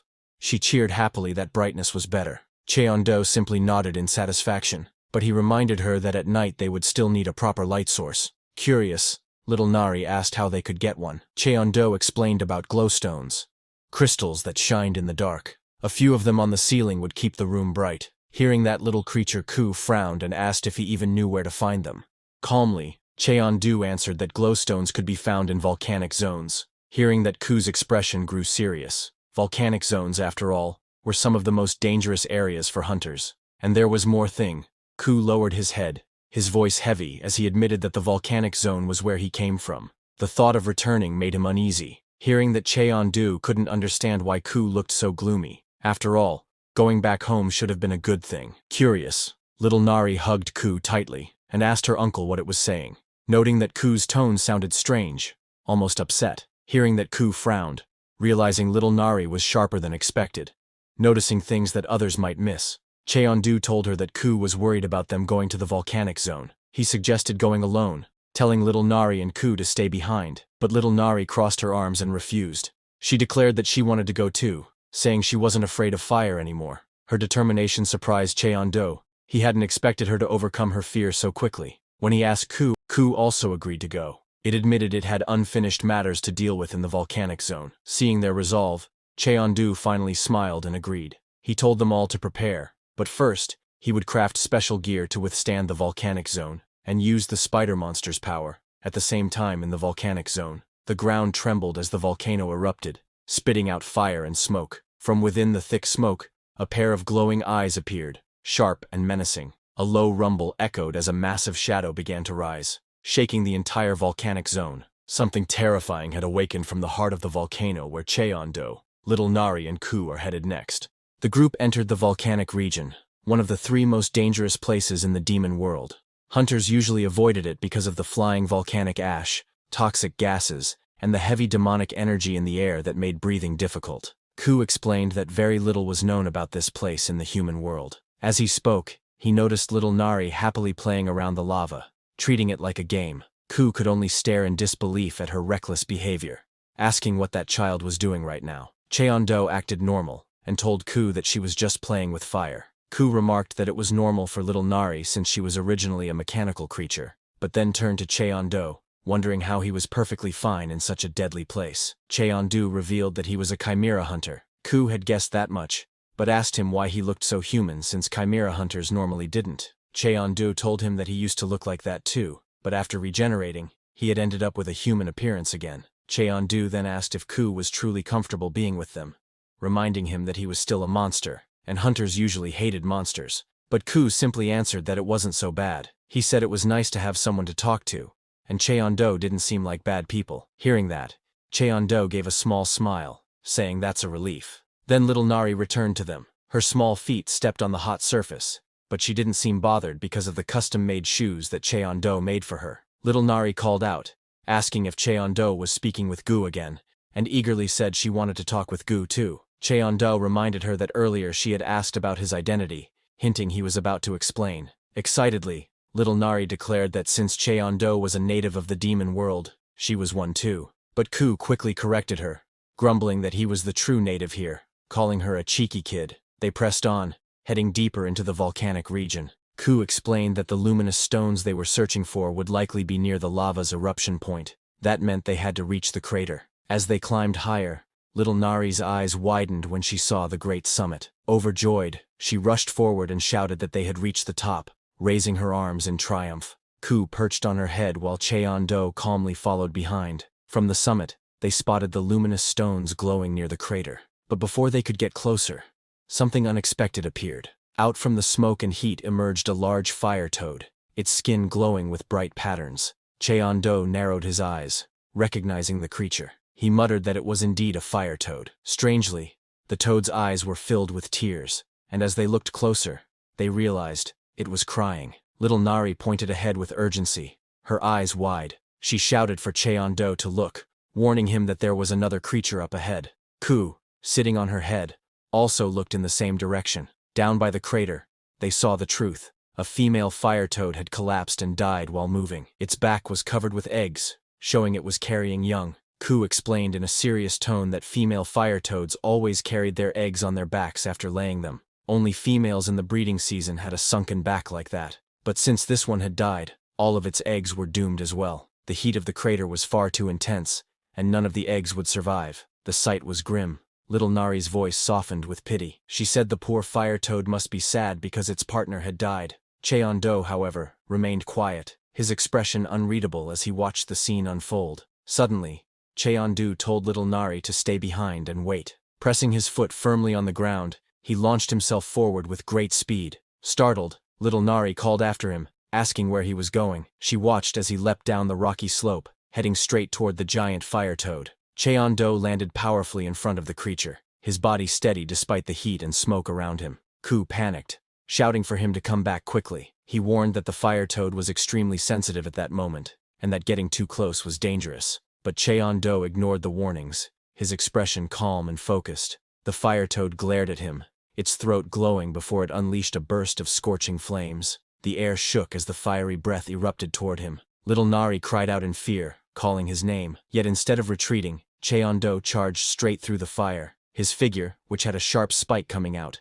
cut through the blazing flames and he emerged unharmed. He stood directly before the massive beast and placed one finger on the fire toad's head as he pierced that sharp spike into it. Instead of attacking again, the fire toad stopped trembling and lowered its head. Cheon-do, speaking softly, told it to stay still just like that. Slowly, the toad calmed down, its heavy breathing easing under his touch. From that sharp spike, Cheon-do carefully used the paralysis toxin of the Neko cobra. He only applied a small amount, enough to calm the fire toad without harming it. Since fire toads were naturally immune to the toxin, he knew the creature would wake up soon. From a distance, little Nari shouted anxiously, asking if he was all right. Cheon-do turned his head back and gave her a reassuring smile, telling her that he was fine. He explained that the reason he could stand so close without being harmed was because fire toad cells existed inside his body. Looking at the fallen creatures, he admitted he couldn't do anything for the ones already dead, but he believed the living ones could still be saved. His eyes shifted to the cluster of glowing eggs. He said the eggs carrying life would survive. A few minutes later, the fire toad opened its eyes. By then, Cheon-do had secured the fire toad eggs tightly with bindings on the male fire toad, saying it should be fine until it regained its strength. The toad let out a low sound, as if speaking, but suddenly, Cheon-do saw something surprising. He saw the male fire toad rubbing his head against the female fire toad. Seeing that, Cheon-do paused, wondering if the creature was saying its final goodbye to its fallen companion. Then the fire toad scraped against the ground, and in an instant, it leapt powerfully into the air. Little Nari could only watch in shock as the bound creature soared upward. She gasped, her voice breaking out in surprise, unable to believe what she was seeing. The toad landed with a heavy crash, shaking the ground beneath. Slowly, its massive eye turned, glowing faintly as it looked straight at her. For a moment, it felt as though the beast was trying to convey something. Little Nari's wide golden eyes reflected her astonishment as she stared back. Then, with another powerful jump, the fire toad launched itself into the distance.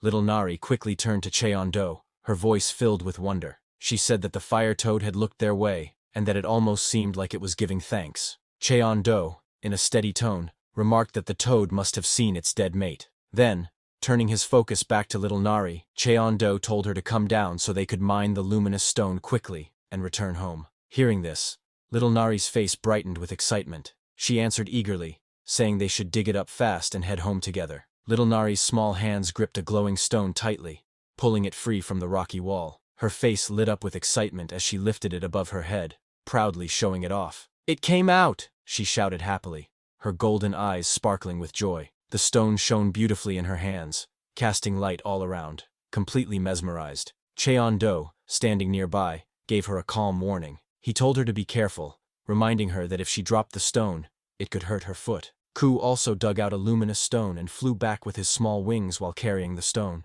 He placed the glowing crystal carefully into the bag, its light shining through the fabric. Ku fell on the ground, and Cheon-do, noticing its weariness, asked gently if it was okay, pointing out that it looked tired. Ku muttered with frustration. It recalled how it used to toss such stones around playfully without effort, but now, in its shrunken form, it could barely manage. Cheon-do reassured it, saying it didn't have to help. He suggested Ku could focus on its own errands instead, adding that the gifts Ku carried were probably meant for the friends it was planning to meet. Flustered, Ku puffed up angrily. "What friends does a monster like me even have?" it snapped, insisting it didn't plan to meet anyone. It explained the gifts were just things it intended to leave behind, nothing more. Hearing that, Cheon-do smiled, realizing that Ku was just shy. Cheon-do teased Ku for missing his own kind, saying intelligent monsters were different. Ku quickly denied missing them, insisting it only regretted not being able to say goodbye before leaving. Hearing that, Cheon-do asked it why it really left its group. Ku hesitated. It remembered the times when it first gained intelligence, how there were good things about it. It could think about everything, question itself. But there were also bad things too. It recalled moments with others of its kind, even as they argued over simple things. One of them carelessly ate something without thought, leaving Ku frustrated and realizing that communication didn't always help. Among groups like the one-eyed monkeys, it often felt out of place. Knowing their language only made the emptiness stronger. In the end, it chose to leave the group behind and live alone. Ku thought to itself that maybe its kind didn't even notice when it left. After all, they never had much sense of companionship to begin with. Saying that, it struggled with a stone and groaned in frustration, wondering why it wasn't coming loose. But suddenly, the stone came out, and Ku slipped, its eyes widening in shock as it lost balance. A loud crack echoed through the cave, making Little Nari's eyes widen as she exclaimed that she had heard a noise. When they looked closer,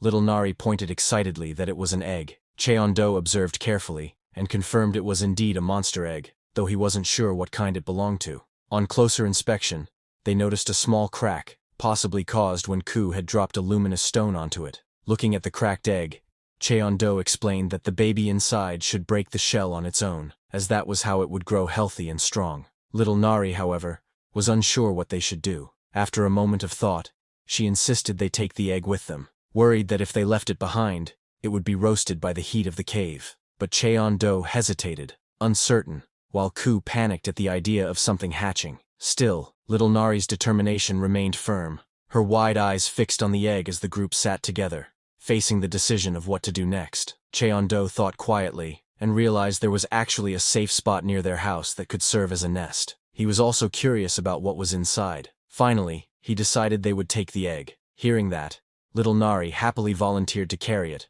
while Ku protested, saying no sane person would take such a strange egg. But Cheon-do asked Ku, who told it to drop a luminous stone onto it. Hearing that, Ku got flustered but questioned what if little Nari got in danger. Cheon-do reassured it that everything would be fine, promising to protect them. Reluctantly, Ku agreed, trusting him. With the decision made, Cheon-do said they should finish mining more luminous stones. Little Nari cheered in excitement, eager to dig quickly and return home.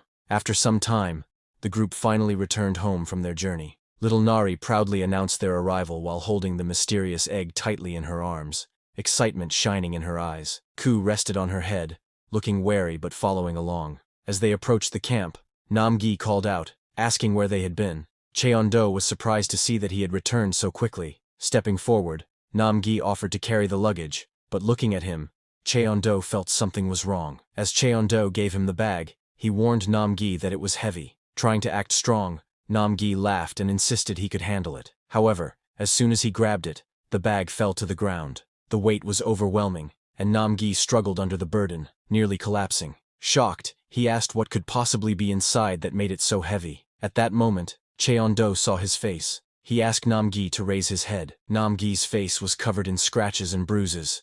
Cheon-do asked him what had happened, wondering if he had been beaten up somewhere. Cheon-do looked at him with surprise, admitting that he never thought Nam-gi was the type to get beaten so easily. Nam-gi scratched his head with an awkward smile, trying to brush it off. He explained that it wasn't what they thought. Little Nari often beat him up during training. Hearing this, Cheon-do was shocked. He couldn't believe Nam-gi said it so proudly. Before the conversation could continue, Nam-gi quickly changed the subject, running off in a panic and saying he would serve food right away. Cheon-do stood silently, arms crossed, watching him with an unreadable expression. Then Cheon-do sat at a small wooden table, carefully cutting and shaping a glowing stone with his finger blade. Seeing that, little Nari, curious as always, came up to him and asked what he was making. Cheon-do calmly explained that he was crafting a lamp out of glowstones. Little Nari's golden eyes widened in excitement when she heard he planned to hang it from the ceiling, imagining how pretty it would look. She watched him work with admiration, telling him she thought he was really smart. To her, he seemed knowledgeable, and always explained things so well. Remembering the toad incident, she also felt that he wasn't just smart, he was kind-hearted too, much like her father. With a bright smile, she said that Cheon-do reminded her of her dad. Hearing that, Cheon-do teasingly asked her if her father was doing well back in the coconut tribe. Nari's expression faltered, and she stiffened for a moment before forcing a smile. She quickly answered that her father was fine, though her unease showed in her trembling voice. As the sun set, the sky turned a warm shade of orange, filling the air with a gentle glow. Ku lay on the ground, feeling the heat. It wasn't as intense as the volcanic zone, but to him, it still felt like his body was melting. He soon dozed off, resting peacefully, until the ground trembled. From the horizon, Mandragora with glowing red eyes appeared, their heavy footsteps echoing against the sunset. They marched forward with intimidating force, surrounding Ku. Furious, they looked at Ku with their red, glowing eyes. Suddenly, the smallest Mandragora leapt, its attacks sharp and fast, but instead of a fight, it spun very fast and used its triple snuggle formation ultimate move. But as it hit, that little Mandragora bounced off Ku's round body in surprise as it flew back. Ku blinked awake, confused by the sudden chaos. Immediately all three of the Mandragora attacked him with their small hands that did no damage to Ku. Ku was surprised. "What's this? What's gotten into you guys?" he muttered, staring at the little Mandragora hopping around and making noise. From a distance, little Nari shouted, demanding to know why everyone was fighting. Cheon-do calmly explained that it looked like the Mandragora were angry because Ku had wandered into their territory. Just then, Nam-gi proudly revealed the dish he had prepared, saying the wait was finally over. He explained that it was sweet, sour, and addictive, something children especially loved. On the plate was yubuchobap, fried tofu pockets stuffed with rice. The food looked delicious, and came with its own description. Nam Ki-seok's heartfelt tofu pockets, praised for their taste and balance of nutrition. Nam-gi was proud and smiled as he noted that tofu pockets were simple to make but always looked impressive. At the table, everyone gathered around, their plates filled with the golden brown snacks. Little Nari was amazed, praising Nam-gi for his cooking, but Ku, not satisfied, said it looked decent enough. Nam-gi laughed cheerfully, telling everyone to dig in and enjoy the meal. But before they could continue, Cheon-do paused and asked about Nam-gi's face. He pointed out that the question had been avoided earlier, and wanted to know what had happened. Nam-gi scratched the back of his head nervously, and admitted that he had gone to the Hunter Association to apply for the promotion exam. There, he ran into some A-class hunters who mocked him for failing 7 times. The teasing turned into a fight, which explained his injuries. He explained that they had told him to stop wasting time and muddying the waters. They even mocked his shaved head, asking if his pride had fallen out along with his hair. Unable to hold back, he fought them. Hearing that, Cheon-do curiously asked Nam-gi if he had just shaved. He wasn't completely bald, right? This caused Nam-gi to suddenly defend himself, ranting that the real cause of hair loss was still a medical mystery. He claimed his follicles were still alive and insisted he wasn't fully bald. He said all that with just his eyes. Cheon-do, realizing he had touched a nerve, simply nodded and admitted it was his mistake to bring it up. He then asked Nam-gi when the promotion exam would be held. Nam-gi replied that it was scheduled for the month after next, in 60 days. Hearing this, Cheon-do suggested it was time for special training. Hearing that, Nam-gi grew excited and quickly agreed, saying he would do anything that was asked of him. But instead of intense combat training, Cheon-do told him to take over dish duty from little Nari, who looked exhausted and muttered that the food hadn't been enough. Shocked, Nam-gi shouted in disbelief about having to wash dishes. But Cheon-do pointed at the bag and told him to also clean all the leftover glowstones that were dirty with volcanic ash. Surprised, Nam-gi asked if he really had to wash all of them. When he hesitated, Cheon-do reminded him that if he didn't want to, he could just stay a B-class forever. Cheon-do then turned and told little Nari that she was going with him fishing to aid their digestion. Little Nari happily agreed to go fishing, calling it fun, while Nam-gi stood silently, disappointed and speechless. He just watched Cheon-do, little Nari, and Ku leaving, all the work left to him. Nam-gi then picked up the plates, trying to convince himself that there must be a reason behind these tasks. Deep down, he remembered how everyone always assumed he was a natural-born genius, but in truth, he was not. He clenched his teeth, recalling that he, Nam Ki-seok, had fought his way up to B-class purely through effort and determination. He saw himself as a man who was nothing without his persistence, someone who lived by diligence and perseverance alone. Once he chose to believe in something,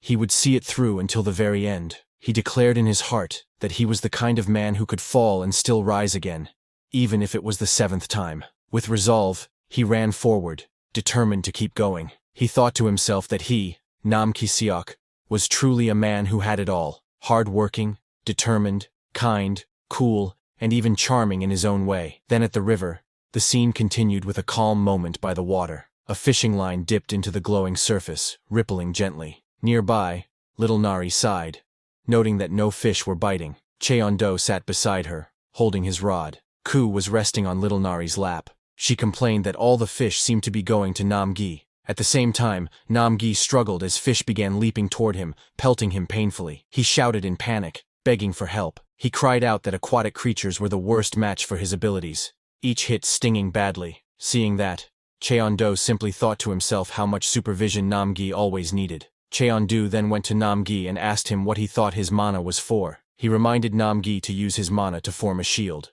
Embarrassed, Nam-gi admitted that he had practiced during training, but it wasn't going well. Hearing this, Cheon-do reached into the bag of glowstones and pulled one out. He handed it to Nam-gi, instructing him to hold it. Confused, Nam-gi hesitated but obeyed, wondering why Cheon-do had given him a glowstone all of a sudden. But as soon as Nam-gi gripped it, a dark aura surged out of the glowstone, and it fell from Nam-gi's hand onto the ground. Shocked, Nam-gi realized the stone contained demonic energy, which drained his strength and left his arm powerless. Cheon-do explained to him that some glowstones indeed held condensed demonic energy. This revelation startled Nam-gi, but it was clear that this test was part of the training. Cheon-do then gave an explanation about power. He told Nam-gi that the demonic energy from the demon realm was raw and unrefined, something that couldn't be used properly on its own. To control it, one had to use refined mana to push it out first. Cheon-do placed one finger on Nam-gi's chest and told him that he already had plenty of mana inside his body,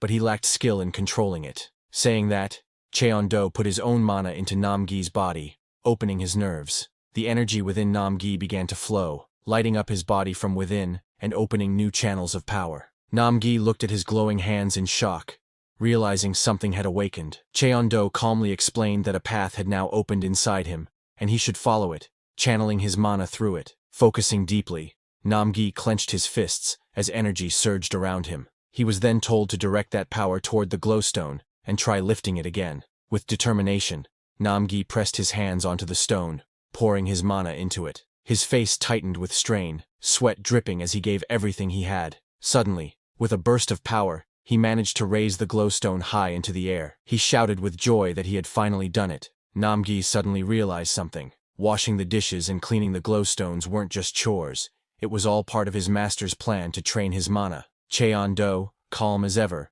told him that if that was the case, then he should continue channeling his mana and take care of the dishes from now on. With a wide grin, Namgi declared confidently that his master could count on him. Standing proudly by the waterfall, he proclaimed himself as a man who could polish anything until it shined. Truly, a domestic man at heart. Deep inside, Cheon-do encouraged himself quietly that he could do it. At night, the full moon shone brightly over the small wooden cabin. Inside, as the glowstone glow on the ceiling brightening the room slightly, everyone was fast asleep under the blankets, peaceful and quiet. Namgi mumbled softly in his sleep, as he was quite exhausted after doing all the work in day. Beside him, Cheon-do sleeps quietly beside little Nari. Nearby, the Ku lay awake in its drawer bed, hugging that strange cracked egg glowing with fiery orange lines. It muttered regretfully that it shouldn't have taken a nap earlier. Suddenly, its eyes widened in surprise as it noticed something unusual. It saw the little Nari quietly getting up and leaving the cabin. Confused, it tilted its head while watching her sneak outside, wondering where that child could be going so late at night. Under the bright full moon, little Nari quietly stood in the river, her small hands clutching her clothes. She looked down with a worried expression, noticing how dirty her outfit had become. It was the same one Cheon-do had given her, and she didn't want to ruin it. Murmuring softly, she decided it would be fine once she washed it and began scrubbing it clean. From behind the trees, Cheon-do and Ku watched her. Cheon-do had finally found where she went at night, but he was confused and wondered why she was doing laundry so late. Ku, clearly annoyed, called him dense, reminding him that she was just a girl with no other clothes to change into. Back by the river, little Nari smiled proudly as she lifted her freshly cleaned clothes. She was happy to see the stains gone. Watching her, Cheon-do felt a bit of guilt. It didn't matter what he wore, but she was still just a child. He wondered if he had been too careless with her. After cleaning, little Nari came out of the water. She stood proudly with her washed clothes, smiling brightly. She declared that the laundry was done, and now everything was perfect. Just then, Cheon-do came out from his hiding place, saying that the night air felt nice. Little Nari was surprised to see him and quickly asked what he was doing there. Smiling calmly, Cheon-do explained that he was just out for a walk with Ku, and asked if she was walking too. Flustered, little Nari nervously agreed, pretending she was also out for a walk. Cheon-do then asked her to stay still for a moment. He gently tied a small belt around her waist and added a little flower to it. Looking at his work, he smiled and said it looked cute. Little Nari's face lit up with joy as she looked down at the flower and softly said that it was pretty. She noticed it looked similar to his own outfit. Cheon-do told her it was a forsythia flower, her favorite. But before little Nari could say anything more, a sudden rustling sound came from the bushes. Both of them froze. Little Nari clung to Cheon-do's arm, asking in fear what that sound was. Cheon-do stayed silent, his eyes fixed on the dark forest ahead. But as he closed his eyes and calmly listened to the sound, a faint smile formed on his face. He told little Nari not to worry, because it was just a grasshopper. Hearing that, little Nari sighed in relief, admitting that the noise had startled her. On a nearby leaf, a steel locust, a B-class monster that looked like a metal grasshopper, crawled slowly under the moonlight. Cheon-do then suggested they head home, and little Nari nodded in agreement. As they walked back together, Cheon-do asked if she needed anything, perhaps new clothes or shoes, but little Nari smiled and replied that he had already given her some. Holding his hand tightly, she said she really liked the one she was wearing. Cheon-do looked down at her and smiled softly. "If you say so," he said, as the two continued walking under the quiet, starry night. The next day, Cheon-do went near the slums in District 13. He arrived through a glowing blue gate. He thought to himself that little Nari said she was fine, but he still felt uneasy. As he walked barefoot through the streets, people around him whispered in confusion, wondering why he looked that way. Cheon-do thought about how wrong it felt to make little Nari wear just one old outfit that didn't even fit her properly. Ku had also been nagging him to do something about it. He knew it might have been better to bring little Nari along to pick her own clothes, but the human world could still be too much for her because of her past trauma. Besides, she still had a tracking device attached to her body. Cheon-do chuckled to himself, finding it funny that he used a gatestone just to come back to the slums for children's clothes. Looking around, he muttered that there should be a clothing store somewhere nearby. Suddenly a boy grabbed his sleeve and asked if he was looking for a clothing store. Before Cheon-do could reply, the boy grinned and said he could guide him there for a fee of 10,000 won. Looking at Cheon-do, who clearly didn't look local, the boy proudly told him that he knew a cheap and good place. Hearing that, Cheon-do told the boy that he didn't have any small bills at the moment, but would pay once he got change. Hearing that, the boy glanced at him suspiciously, thinking it was strange for a hunter to not even have 10,000 won. He sighed, assuming Cheon-do must be a rookie who went to the demon realm and got completely scammed. He asked if Cheon-do actually had money to buy clothes. Without waiting for a reply, he waved his hand casually and told him to follow. Cheon-do nodded and walked beside him. The boy added that he usually took payment up front, but was making a special exception because Cheon-do looked too pitiful. Hearing that, Cheon-do gave a small smile and thanked him. As they walked, the boy introduced himself as Oh Bong-soo, and Cheon-do replied with his name. Bong-soo grinned and said he'd just call him Hyung. Seeing police patrols nearby, Cheon-do thought to himself that the slums seemed much safer than before. Bong-soo glanced at Cheon-do curiously and asked if he hadn't been awakened for long. Surprised, Cheon-do asked if it was that obvious. Bong-soo stretched his arms and said that he could tell. Cheon-do came out of a gate with no equipment, which meant he probably spent all his money on gear only to have it stolen by thugs. Bong-soo told him not to get too discouraged since that sort of thing happened to everyone in the beginning. Cheon-do chuckled and commented that Bong-soo seemed to know a lot for someone so young. Offended, Bong-soo shouted that he wasn't a kid. He was just short because he hadn't eaten enough growing up. He proudly declared that he was 17. But suddenly, Cheon-do paused and stared to his side. He was looking at some thugs. When Bong-soo saw Cheon-do looking at them, he told him that even though the whole place was part of the slums, it would be better to avoid District 13 if possible. He explained that the district had become infamous for being dangerous. He went on to say that the Space Gang,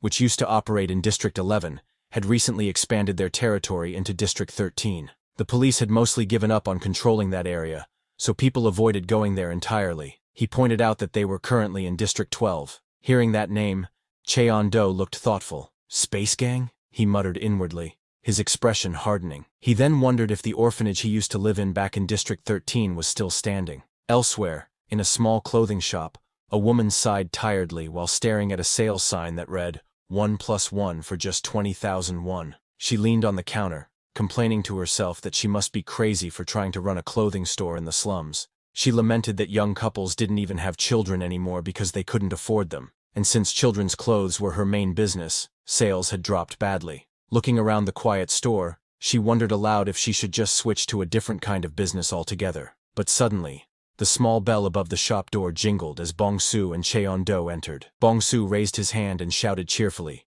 calling out to the shop owner, "Boss Park Ajuma, I'm here." The blonde woman immediately snapped at him, her face filled with annoyance. She yelled that it was Nuna, not Ajuma, and reminded him she wasn't even married yet. While she shouted, Cheon-do looked around quietly, thinking to himself that it was his first time coming to a clothing store to actually buy clothes. Bong-soo pointed at Cheon-do and told the woman that this man, a hunter, needed some clothes. Hearing that, the blonde woman's expression darkened as she called Bong-soo over in a sharp tone. Nervously, he asked why, but before he could react, she grabbed him by the collar, shouting if he planned to keep bringing broke hunters to her store. She scolded him for not realizing how much debt she was already owed from unpaid tabs. Struggling, Bong-soo mumbled that he had no way of knowing whether Cheon-do had money or not. The woman pointed furiously toward Cheon-do, asking if he looked like someone with money. Meanwhile, Cheon-do calmly examined the store racks, wondering if he had accidentally walked into the children's section.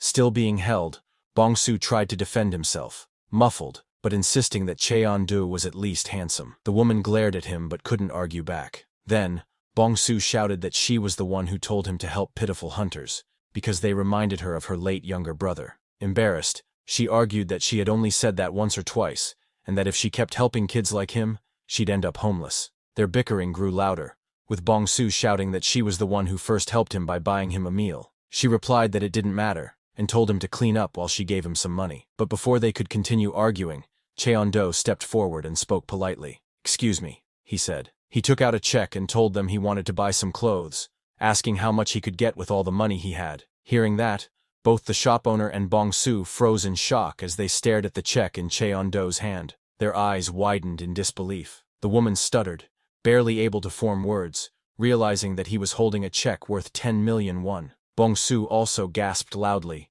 repeating the amount in shock. They both thought to themselves how unbelievable it was. Cheon-do had said, "This is all I have," while casually handing over such a huge amount. After a brief pause, the woman quickly clapped her hands together with a forced smile, her tone suddenly cheerful and polite. With a bright sparkle in her eyes, she introduced her store with enthusiasm, welcoming him warmly to Happy Kung World, the place where one could meet a new you every day. The scene changed as Bong-su hurriedly pulled out a chair for Cheon-do, and the woman began speaking in an overly friendly tone, offering him food and drinks. Cheon-do sat down quietly, a bit confused by the sudden hospitality. The woman eagerly explained that her store had everything, from adult clothes to children's clothes, and asked whether he was shopping for himself. Cheon-do calmly replied that he wanted clothes for a preschool-aged girl and something for himself as well. Her expression softened instantly, and she called it sweet, saying he had come to the perfect place since children's wear was her specialty. She excitedly suggested starting with the latest spring and summer collection. As she began showing options, she waved around bright frilly dresses, declaring that lace was an absolute must-have. Then she held up coordinated outfits, saying they were great for active kids since they were easy to move in. Finally, she held up a pink outfit, and said with full confidence that if he ever saw pink, he simply had to buy it. Cheon-do sat quietly at the table, while Bong-su stood behind him, both looking a bit overwhelmed as she continued showing outfit after outfit with unshakable enthusiasm. The receipt machine printed several long slips filled with text. The blonde shop owner looked down at the piles of clothes on her counter, exhaustion and disbelief on her face. Every item had been sold out. She sighed, thinking she could have sold even more if there hadn't been a stock shortage. She looked up at Cheon-do standing before her, and told him that he had bought over 100 items, asking if he wanted them delivered. Cheon-do calmly replied that he would carry them himself. Before leaving, he handed a small package and some money to Bong-su, saying it was for him. Bong-su froze in surprise, unable to respond right away. Cheon-do told Bong-su he had one more favor to ask. As they walked down the street, Cheon-do carried his bag of clothes with a light smile, remarking that buying new clothes felt pretty good. Bong-su followed beside him quietly. Eventually, they arrived at a small inn. Bong-su explained that it was a clean and decent place, close to a police station, and run by a kind owner. Cheon-do nodded and said he would check it out. He told Bong-su to wait outside for a moment before heading in with his bag. Bong-su, a bit nervous, nodded and said softly that he would wait. Bong-su stood outside the inn, frowning slightly. Something didn't feel right to him. He thought that no matter how rich that man was, it didn't make sense for him to give a street kid like him 100,000 won, and even buy him clothes. He tightened his grip on the bag in his hands, unease growing inside him. He'd heard stories about people who lured homeless kids with money just to kidnap them later. The thought made him wonder if he should run away before it was too late. But then, another thought crossed his mind. What if Cheon-do was actually a good person, someone kind like Boss Park? The image of her bright smile came to his mind, softening his doubt. Just then, the door to the inn opened, and Cheon-do stepped out. He said the place was just as Bong-su described, clean and run by a kind owner. Then, he held out a key with the number 303 on it, and told Bong-su to take it. He explained that it looked like Bong-su had been living on the streets, so he'd already paid a year's rent in advance. Bong-su would live here from now on, and meals were also covered, so he should eat properly. Bong-su's eyes widened in shock. He looked down at the key in disbelief, struggling to process what he'd just heard. Cheon-do then turned to leave, saying he would be on his way. Bong-su hesitated before asking quietly if he would be kidnapped if he went inside the hotel. As he said that, suddenly, a bright blue portal swirled in front of him. Cheon-do turned and asked Bong-su what he was talking about, reminding him that he was the one who had introduced them. Hearing that, Bong-su questioned Cheon-do, asking what his real goal was if not that. Bong-su looked at him with an expression filled with doubt and emotion. He said softly that they had only met for the first time that day. The finder's fee, the new clothes, and even the room. He couldn't understand why Cheon-do had been so kind to him. Hearing that, Cheon-do smiled faintly, and told Bong-su that he simply reminded him of how things used to be long ago. Cheon-do confessed that he once lived the same way Bong-su did, though that was a very long time ago. As the portal shimmered brighter, Cheon-do's voice echoed gently, saying goodbye, and that they would see each other again someday. With that, Cheon-do returned to the demon world. Standing under the clear blue sky with a large bag in his hand,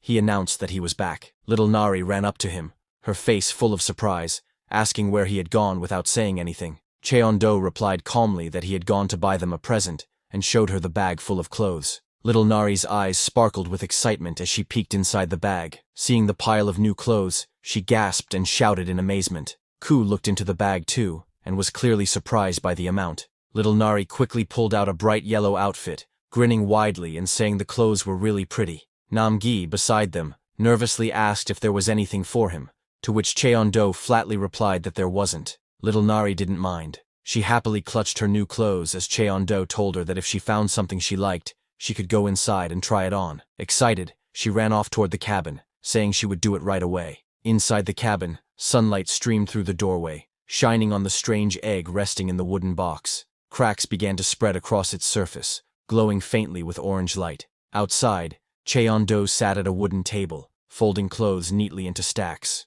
As he worked quietly, he thought to himself that once he started folding, it somehow relaxed him. Suddenly, little Nari called out for him, asking him to look at what she was wearing. She twirled happily in her new yellow dress and hat, saying she thought the outfit was cute. Cheon-do smiled and agreed, asking if that one was her favorite. Little Nari thought for a moment, then said she wanted to try on a few more. A while later, she came out struggling with a pair of jeans that were too big, asking how anyone was supposed to wear them. Soon after, she appeared again, draped in an oversized shirt, laughing and pretending to be a ghost. Cheon-do looked at her with an amused smile, realizing it was his shirt she was wearing. She kept showing different outfits, full of energy and excitement, saying there were so many cool ones to choose from. Watching her, Cheon-do couldn't help but chuckle softly, commenting that she was so hyped up, but also really cute. Finally, little Nari came running again, proudly saying she had chosen her outfit. She wore a hoodie with a small yellow chick printed on the front and shorts that matched her shoes.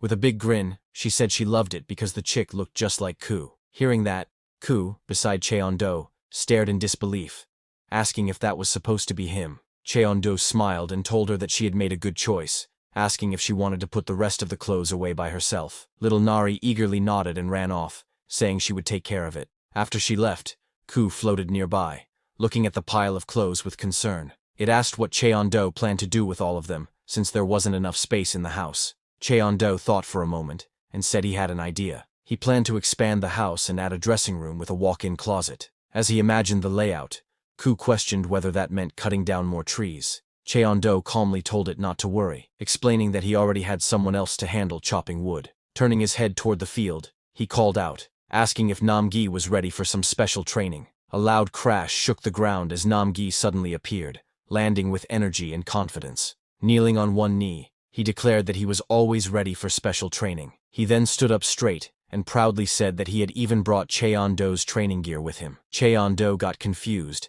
and asked what he meant by training gear. Nam-gi proudly held up the old leather armor made of Ku's skin, asking, "Isn't this Cheon-do's training uniform?" He mentioned that the armor was covered in some kind of strong poison, admitting he had accidentally touched it and nearly died. Excited, Nam-gi looked at Cheon-do and said that it must be part of his extreme training, pushing his limits even during daily life. With admiration, he declared that he respected Cheon-do greatly, and promised to work even harder by following his example. Hearing him, Cheon-do thought to himself that he had just never bothered to wash it properly, and Nam-gi misunderstood it. Cheon-do then told Nam-gi that since he respected it so much, he should wear it himself. Hearing that, Nam-gi froze in fear, unsure if he had heard correctly. Cheon-do seriously told him that he was already done with his own training. He told Nam-gi to put on the armor and start chopping wood, while he and Ku would choose which trees to cut. Panicking, Nam-gi shouted that he would die if he wore the poisoned armor and questioned why they suddenly needed wood.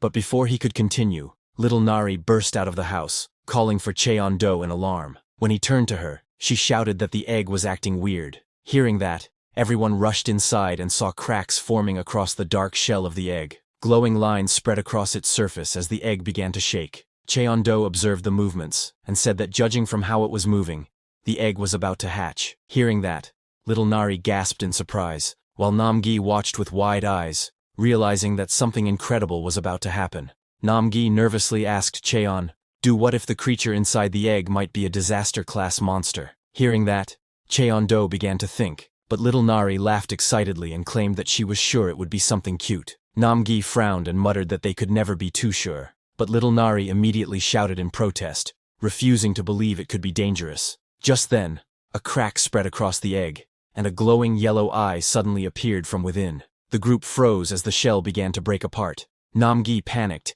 yelling that it was hatching. Little Nari's eyes sparkled with excitement as she repeated the words, her voice filled with wonder. The egg shattered completely, and a claw covered in golden scales burst out. Sharp talons tore through the air, followed by a powerful tail that smashed through the remaining shell. As the creature emerged, Namgi described what he saw in horror. Sharp claws, thick scales, and a tongue that lashed out in fury. He shouted that the monster looked terrifying and tried to say what it was, but then, the newly hatched creature lifted its head and let out a cheerful chirp. Everyone froze in shock as they saw the small, bright-eyed baby staring at them. Despite its fearsome entrance, it looked surprisingly cute. Namgi stared at the tiny creature in disbelief, asking if it was a chick or a snake, completely unsure what he was looking at. Little Nari's eyes sparkled with excitement as she leaned closer, shouting that it was adorable. The small creature tilted its head and chirped, making her squeal with joy. But before anyone could react, it suddenly jumped off the table, moving with surprising speed and agility. Everyone's eyes widened in shock as the strange creature leaped high into the air. In an instant, it landed right on Namgi's face, wrapping its tiny body around his head. He stood frozen, eyes wide, as the creature's tail flicked and its tongue playfully stuck out. There was a brief moment of silence. Then Namgi's terrified scream echoed through the entire house. Sometime later, as Cheon-do constructed, Namgi carried a heavy log on his shoulder, while wearing his leather armor. Ku sat on his head, urging him to hurry, saying they had a mountain of work to do. Namgi frowned, feeling slightly annoyed, wondering why the little monster sounded like it was scolding him. Not just that, there was poison on his clothes, making him struggle even more. He clenched his teeth, gasping for air and struggling to breathe under the poison's effect. He shouted in frustration, questioning how Cheon-do could have ever worn such a poisonous outfit before. Meanwhile, under the clear blue sky, Cheon-do stretched his arms after folding a pile of clothes, satisfied and relaxed. He smiled and said that it felt good to fold clothes again. Just then, little Nari called out to him, pointing excitedly. She shouted that the little creature was eating the bread. Holding the small snake-like being in her hands, she smiled brightly and said that it was obedient and gentle. Cheon-do nodded, explaining that it probably recognized her as the one who had saved it. Little Nari then asked what they should name it. After a short pause, Cheon-do suggested calling it Sasa, since it was a snake. But before anyone could respond, the golden snake suddenly dashed away, glowing with energy. Startled, little Nari shouted in panic, asking where it was going. She ran after it, yelling for it to come back. Watching them from afar, Ku smiled and commented that those two seemed to be getting along well. Cheon-do agreed, and added that little Nari really seemed to like their new family member. Cheon-do then looked at the small golden creature with curiosity, and asked Ku if it was a rare species. He mentioned that he had never seen one like it before. Ku agreed, saying it hadn't seen one either. Then, speaking in a serious tone, Ku said that if the golden snake had come from the volcanic region, they would need to watch the mandragora carefully. Hearing that, Cheon-do got confused and asked why. Ku explained that monsters from volcanic regions often loved eating plant monsters. Since plants were scarce there, they would eat any kind they found. It added that those monsters especially liked plants filled with demonic energy, meaning the snake would likely try to dig up and eat the mandragora. Just as Ku said that, the golden creature charged at the mandragora. As it looked at the mandragora with its red glowing eyes, Ku warned them that this snake might be the mandragora's natural enemy. The ground shook as the snake and the mandragora faced each other. Cheon-do's group stood back in shock, watching the sudden tension rise. Namgi shouted in confusion, asking what was going on. Cheon-do stayed calm, and replied that it looked like Ku's prediction had been right all along. Little Nari clenched her fists, and shouted that she would stop them from fighting. But Cheon-do crossed his arms and replied calmly, saying it would be nice if they didn't fight. But this was the demon realm, and battles were normal here. He explained that sometimes creatures needed to establish their pecking order, and since they were still young, it wouldn't be too dangerous. He suggested they just watch. As the dust swirled, the mandragoras and the golden snake faced off. The snake's eyes glowed fiercely as it targeted the smallest mandragora. It lunged forward, its sharp claws ready to strike. But before it could hit,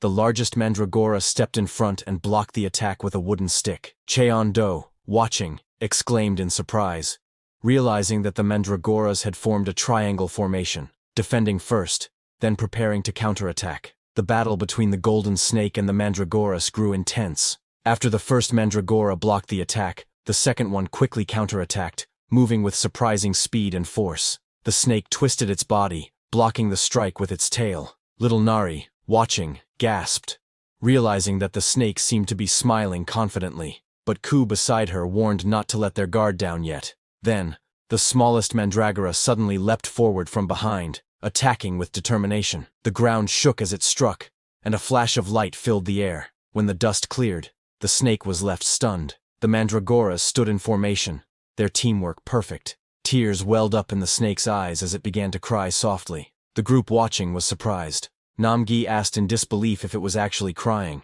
while little Nari guessed that it must be shocked since it was its first time being hit. As the snake cried out loudly and ran off, little Nari followed it to calm it down. Watching the scene, Cheon-do crossed his arms and declared that the mandragoras had won this round. Seeing that, Namgi stood speechless, his eyes wide in amazement. He admitted that the battle he had just witnessed was truly epic. Ku nodded in agreement, saying that it had been a pretty good fight. Cheon-do then asked them to head back. Hearing that, Ku called out to Namgi, telling him to get up quickly. Startled, Namgi muttered in disbelief, wondering if they were even human. Meanwhile, the scene shifted to the ocean, where the calm waves sparkled under the clear blue sky. Suddenly, a powerful gust cut through the air as a giant winged creature burst out and soared into the sky. It had the body of a warrior but the head and wings of a bird, its feathers glistening with drops of water and blue light. The creature rose higher, spreading its wings wide under the blazing sun. The next day, the sky was clear and bright. Their wooden house made of logs was being built. Namgi was carrying a large log while sweating heavily. The guy sitting on his head shouted for him to go faster and work more. Nearby, little Nari happily spread green paste on the logs. She said that applying a lot of it was fun. The small yellow snake beside her helped. Inside the house, Chinidole placed the new clothes he bought into the new cabinet they had made. Then sometime later, Namgi threw Chinidole's rolled-up fur outfit on the ground. He collapsed to his knees and shouted loudly that it finally ended. His eyes welled up as he thought about how he had not slept for 2 whole days. It felt like a terrible time. He wished for proper rest breaks. Even so, he looked at the wooden house he finished and said he made it exactly as he was told. But seeing the evil aura the house was releasing, he looked at it quietly and wondered if he did it right. Chen-du, who was standing behind him in a light shirt, looked at the house and smiled. He told Namgi that he built it better than he expected. Hearing that, Namgi was surprised. He wondered if it was really better than expected. Suddenly, little Nari appeared and stood near Namgi. She sniffed the air and said that the dressing room smelled like flowers. Hearing her, Namgi got confused and asked if it really smelled like flowers. But when he stopped for a moment, sat on the grass, closed his eyes, and relaxed, he also smelled flowers. He thought that the scent was calming, like lavender.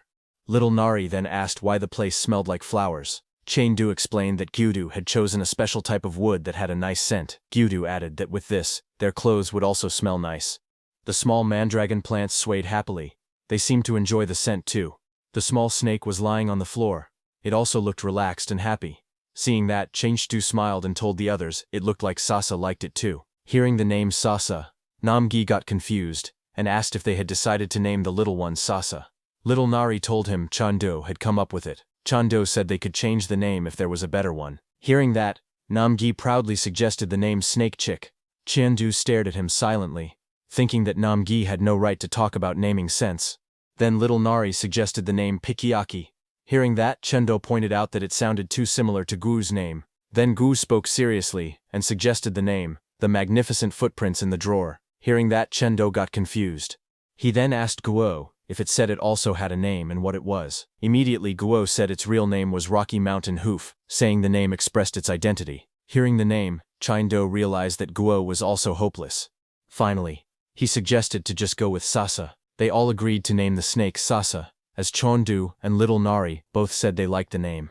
Akyu then asked Cheon-du what the next plan was. Now that the house extension was complete, Cheon-du was surprised by Gu's sudden question. He thought for a second and told them he had thought about something while visiting the human world. Looking at little Nari, Namgi, Gu, and Sasa, Cheon-du thought that before he had been alone, so he never needed to think about such things before. Then he closed his eyes and smiled softly, realizing that things were different now. He suggested building a strong fence around the house. He said that even if he left for a while, this would stop others from walking in easily. Namgi looked at the house releasing evil aura, and said he didn't think anyone would come here anyway. The house already looked dangerous and scary, but Shenbu explained they could not be sure. Looking at little Nari, he said a strong monster could appear, or hunters could come searching for something. Gusain then said that if they were going to build a fence, it should be made from a material filled with strong demonic energy and also be durable. He suggested going to the coastal area. He said he had heard that there were yellow crystals near the coast. It was harder than black stone. Kron imagined building the fence with that crystal and placing glowstones at the bottom. Hearing that, Chengdu thought it would look nice at night, like a campsite. He then decided they should go to the coastal area right away. Hearing this, little Nari became very excited and said they were going to the beach. But Namgi was shocked and stuttered upon hearing they were going to the coastal area. He shouted inside his head, asking if they even knew what kind of place the coastal area was. He began to panic and said that place was dangerous. But suddenly, blood dripped from his nose as he trembled. Seeing that, Namgi thought the timing was good. He quickly pretended to be ill and knelt down. He told Chengdu that he needed to go release his demonic energy. Chengdu agreed and told him to take care of the mandragoras if they returned late. But before they left, Namgie told Chengdu that even for him, the coastal area was dangerous and he must be careful. Chengdu asked him why. Namgie explained that the coastal area was almost off limits to anyone A-class or below. He said that 2 disaster-grade monsters ruled that whole region. Chilon was surprised to hear that. Namgie explained that those 2 monsters were chimera hunters, who had escaped a lab long ago. They had heads like birds, but their bodies were still human. Meanwhile, one of the creatures Namgie was talking about was flying above the coastal area. It was large, with a bird's head and wings, and it flew through the sky. On the ground, a group of hunters saw it. One of them pointed and said it had finally appeared. He ordered the others to prepare the tracker. Another person formed a glowing ring in his hands and said he was on it. He threw the glowing ring into the sky. The ring flew fast and hit the bird-like creature in the air. The group said it was a direct hit, but the creature did not fall. Instead, it quickly flew away. One of the hunters commented in surprise, asking why it was running away so fast. Another person said that people had called it a disaster-grade monster, but maybe that was just a rumor. A young guy asked if they should chase it now, but a man with a black beard said no, because there were 2 of those creatures. He said they should wait until the creatures returned to their shelter. He explained that the tracker had already hit, so there was no need to hurry. With curiosity, the younger guy asked that after 60 years, the creatures should have died by now or fully turned into monsters. He wondered why their bodies were still human. The black-bearded man said they should be seen as a kind of failure. The man with the black beard looked confident as he spoke. He said that no matter what others thought, creating chimera hunters was humanity's greatest success. He said they should not allow a failure to stain that achievement. He declared that today they would erase that failure. But suddenly, a soldier nearby was using binoculars. He called out nervously to the team leader. The team leader asked what was wrong. The soldier looked through the binoculars again. He saw the winged monster in the sky. He realized that the monster was not running away. Instead, it was flying straight toward them. The soldier shouted in panic that the monster was coming their way. The team leader quickly yelled for everyone to raise a defensive barrier. A green barrier formed on the ground, but the winged monster came down at high speed and crashed into it with great force. The barrier shattered. The impact pushed the hunter team back. The leader and the soldier were hit by the shock, and both cried out in pain. The bird-headed monster flew up high into the sky. From above, it looked down at the people on the ground. Someone shouted in shock that the barrier had been broken in just one hit. The bird-headed monster flipped in the air and came diving down again. The people on the ground became nervous. One person wondered if their judgment about the monster had been wrong. The monster rushed toward them with strong power. The leader yelled at everyone to stop the monster immediately. Just then, little Nari jumped in and kicked the monster with force, shouting loudly for the monster to stop picking on weak people. The monster stared at her and immediately realized that she was also a chimera. The monster swung its arm, but little Nari blocked it. She returned to Chain's side and watched the monster carefully. Little Nari said that the sparrow-looking man was bullying others, but Chen Ag looked at the monster and quietly told her that it seemed to be the other way around. Behind them, the soldier called out to his team leader urgently. He said to the team leader that he sensed a mechanical creature nearby. The surprised team leader asked what he was talking about all of a sudden. The soldier hesitated and said the commission fee was good, so he accepted a tracking device. Hearing them, Chayan placed his hand on little Nari. He remembered that little Nari had a tracking device on her. He thought this situation was getting annoying. He looked ahead at the birdman and thought that he didn't expect to see this person again. As the creature with the head of a bird landed on the ground, Cheon spoke casually and asked if it remembered him. He told the bird-headed creature that they used to be roommates and asked what number it was again. Hearing that, the bird-headed creature was shocked. Chain continued speaking, saying he didn't expect the creature to still be alive. He said it was strange how things turned out. Hearing that, the bird-headed creature started trembling, slowly remembering Chenwu High School. But suddenly, Chen heard the soldier telling his team leader that this new man seemed suspicious. Hearing this, the team leader suggested that they should leave for now. He asked his group to prepare to retreat and regroup later. Hearing them, Cheon told the bird-headed creature that if these hunters went back now, it would cause trouble for both sides. He suggested that they should clean this up. Hearing Cheon speak, the bird-headed man recognized him and said that it was really him. The bird-headed man remembered Cheon's scent from the past. He thought that he could forget many things, but he could never forget that smell. He remembered the time when he and Cheon were in a lab together. They were lying on cold metal tables with wires attached to their bodies. Only they knew that experience. That smell came from the chimera cell combination drug used in the TDA research lab. The bird-headed man looked at Chen, who had a small owl on his head and a small snake around his neck, and with a smile said, "It has been a long time." Number 17. Yubiom suddenly raised his voice in shock. His eyes widened and his feathers trembled as he asked Jonam if both he and Jia could really survive. He clutched his chest with shaking hands, struggling to understand, and stuttered out another question, demanding to know how such a thing was possible. Jonam calmly explained his reasoning. He said that since he had learned pharmaceutics at the research institute from the age of 15, Yubiom might not have known since he ran away at 10 years old. Hearing that, Yubiom echoed the unfamiliar word with confusion. Jen continued walking across the sandy ground and said that all they needed was Manhwa purified water mixed with mandragora fine roots. He explained that the plant-type monster called mandragora screamed when pulled from the ground. Their fine roots looked insignificant on the outside, but beneath the surface, the mandragora absorbed magical energy from underground and even grew into new individuals for reproduction. They were described as a source of life force. That's why purified water made from their fine roots had excellent effects on Manhwa regeneration. Giant looked up at the sky with a small smile. He thought to himself that he didn't know things would turn out like this, but it was fortunate that he had raised mandragoras. He then told Yubiom that he would go get it for him. Hearing that, Yubiom reacted with surprise, asking if Giant would really get it. Giant explained that to make purified water, he needed to find an alchemist, and reminded Yubiom that he couldn't go to the human world because of the spell. He asked Yubiom to instead take care of the kids while he was gone. Nearby on the beach, little Nari was splashing water on the fluffy guo while shouting "water attack." Yubiom watched them and said he was in Jen's debt again. But before leaving, Jen asked Yubiom if he had anything to pay the alchemist with, explaining that the alchemist would demand payment. Yubiom lowered his head and admitted that he didn't have money. Before suddenly remembering something, he took out a large bag and placed it on the sand. Jen checked it, and it was filled with many items. He asked Yubiom why there were so many things inside. Yubiom explained that he had packed items hunters always brought when they visited. He asked if that would work. Jen lifted the bag onto his shoulders and told Yubiom that it should be enough. John then took out a teleportation stone from his pocket, and with a smile said that he would be back soon. A few minutes later, the scene shifted to the human world. There John met Bong-su again. Bong-su walked down the alley, and John with a large backpack followed him from behind. Bong-su asked if John was looking for an awakener skilled in alchemy. John nodded and said he needed someone skilled. By this point, Bong-su had become the exclusive guide. Bong-su told John to trust him. He explained that the Alchemy Association branch had opened in the slums last year, and if they went there, they could get something. Hearing that, Jen looked confused for a moment. He then asked Bong-su why he was wearing sandbags on his hands and feet. Bong-su glanced down and said he was building stamina. He added that he wanted to become strong like Jen, whom he called Big Brother. Jen was surprised hearing that. Bong-su continued speaking excitedly. He said that Jen must be incredibly strong, someone who entered the demon realm bare-handed. He said he wanted to become like that too. So he ate a lot and exercised hard. Hearing that, Jen observed him and thought that Bong-su did seem a bit taller. Maybe because he was growing. They reached a brick building with a large sign. Bong-su pointed at it and said, "Here it is."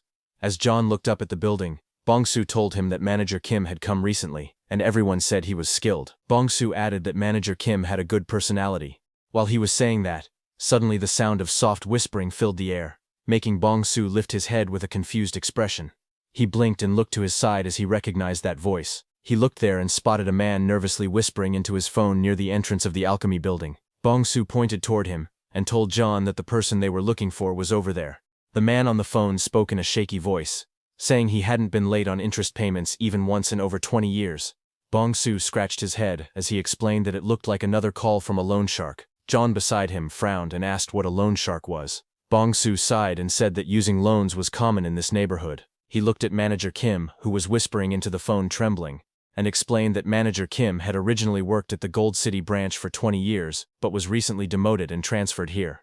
Hearing that, John told Bong-soo that if he was demoted then he must have done something wrong. Bong-soo shook his head and replied that according to what he heard, that wasn't the case. Bong-soo described that back when Manager Kim was in Gold City, one supervisor had been stealing funds meant to support the slums.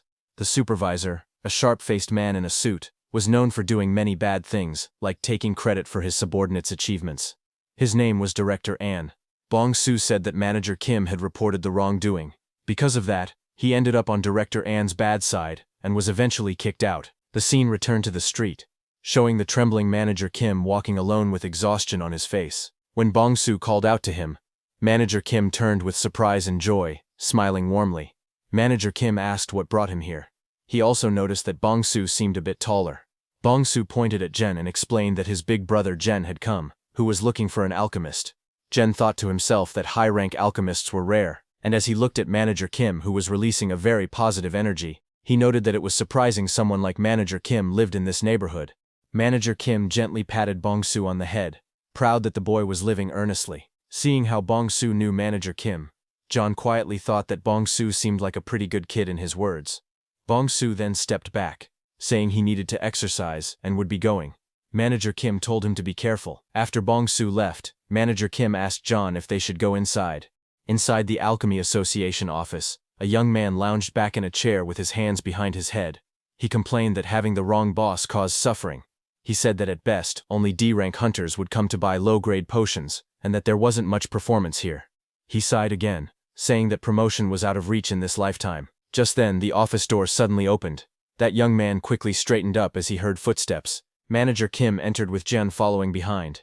The young assistant stood up awkwardly and asked if the manager was there. Manager Kim replied calmly, telling Assistant Park to bring something to drink, but Jeo spoke first.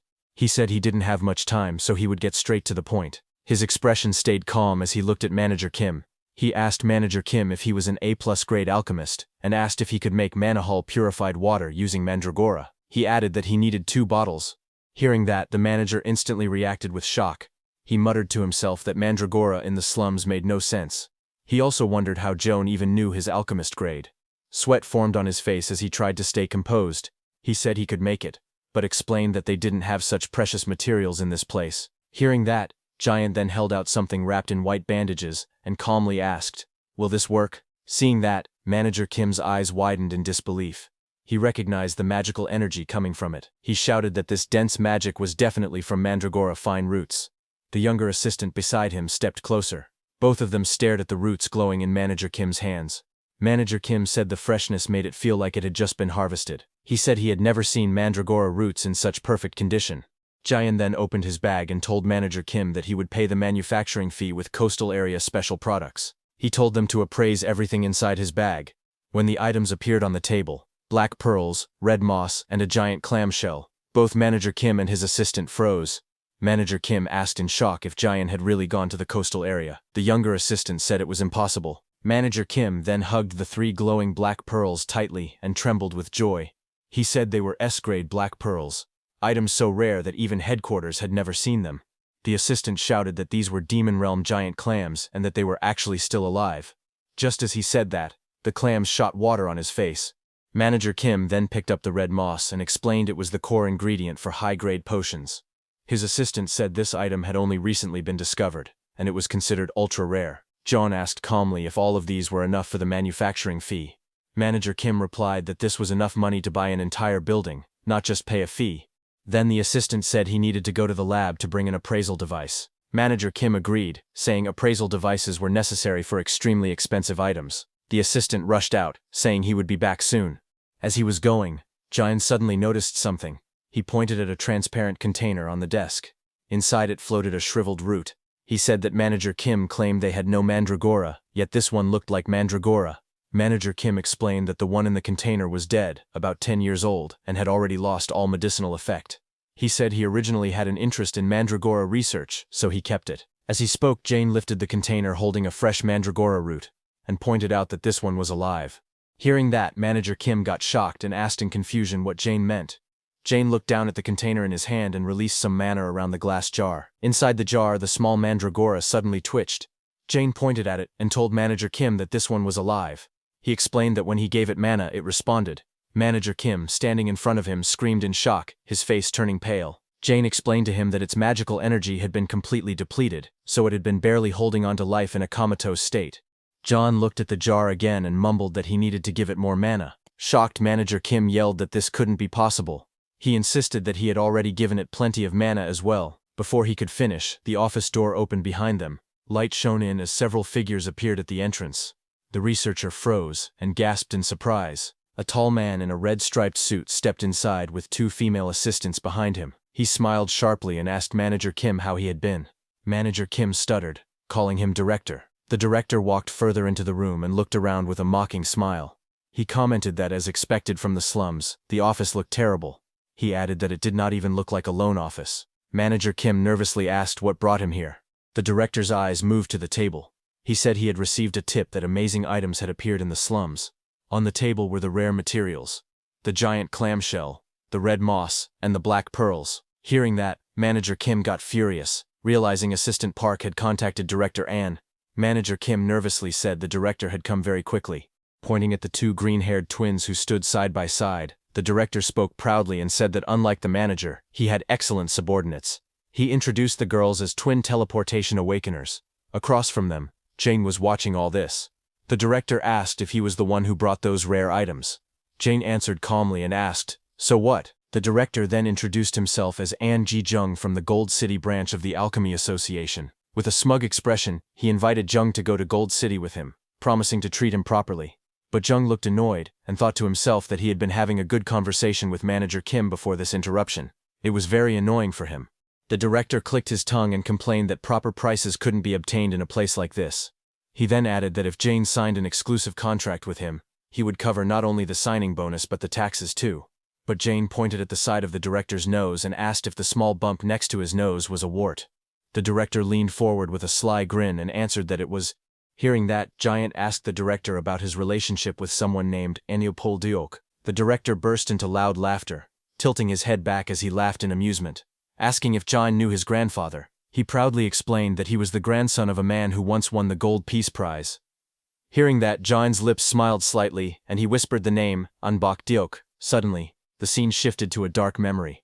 Young Jian knelt on a blood-stained floor, surrounded by two dead bodies. His small body was bruised and trembling as he held his arm in pain. Someone's voice echoed over the scene, saying, "What terrible genes!" It was Anbok Diok, a cruel-looking scientist in a white coat holding a whip in both hands. His red eyes and twisted smile matched the violent words coming from him.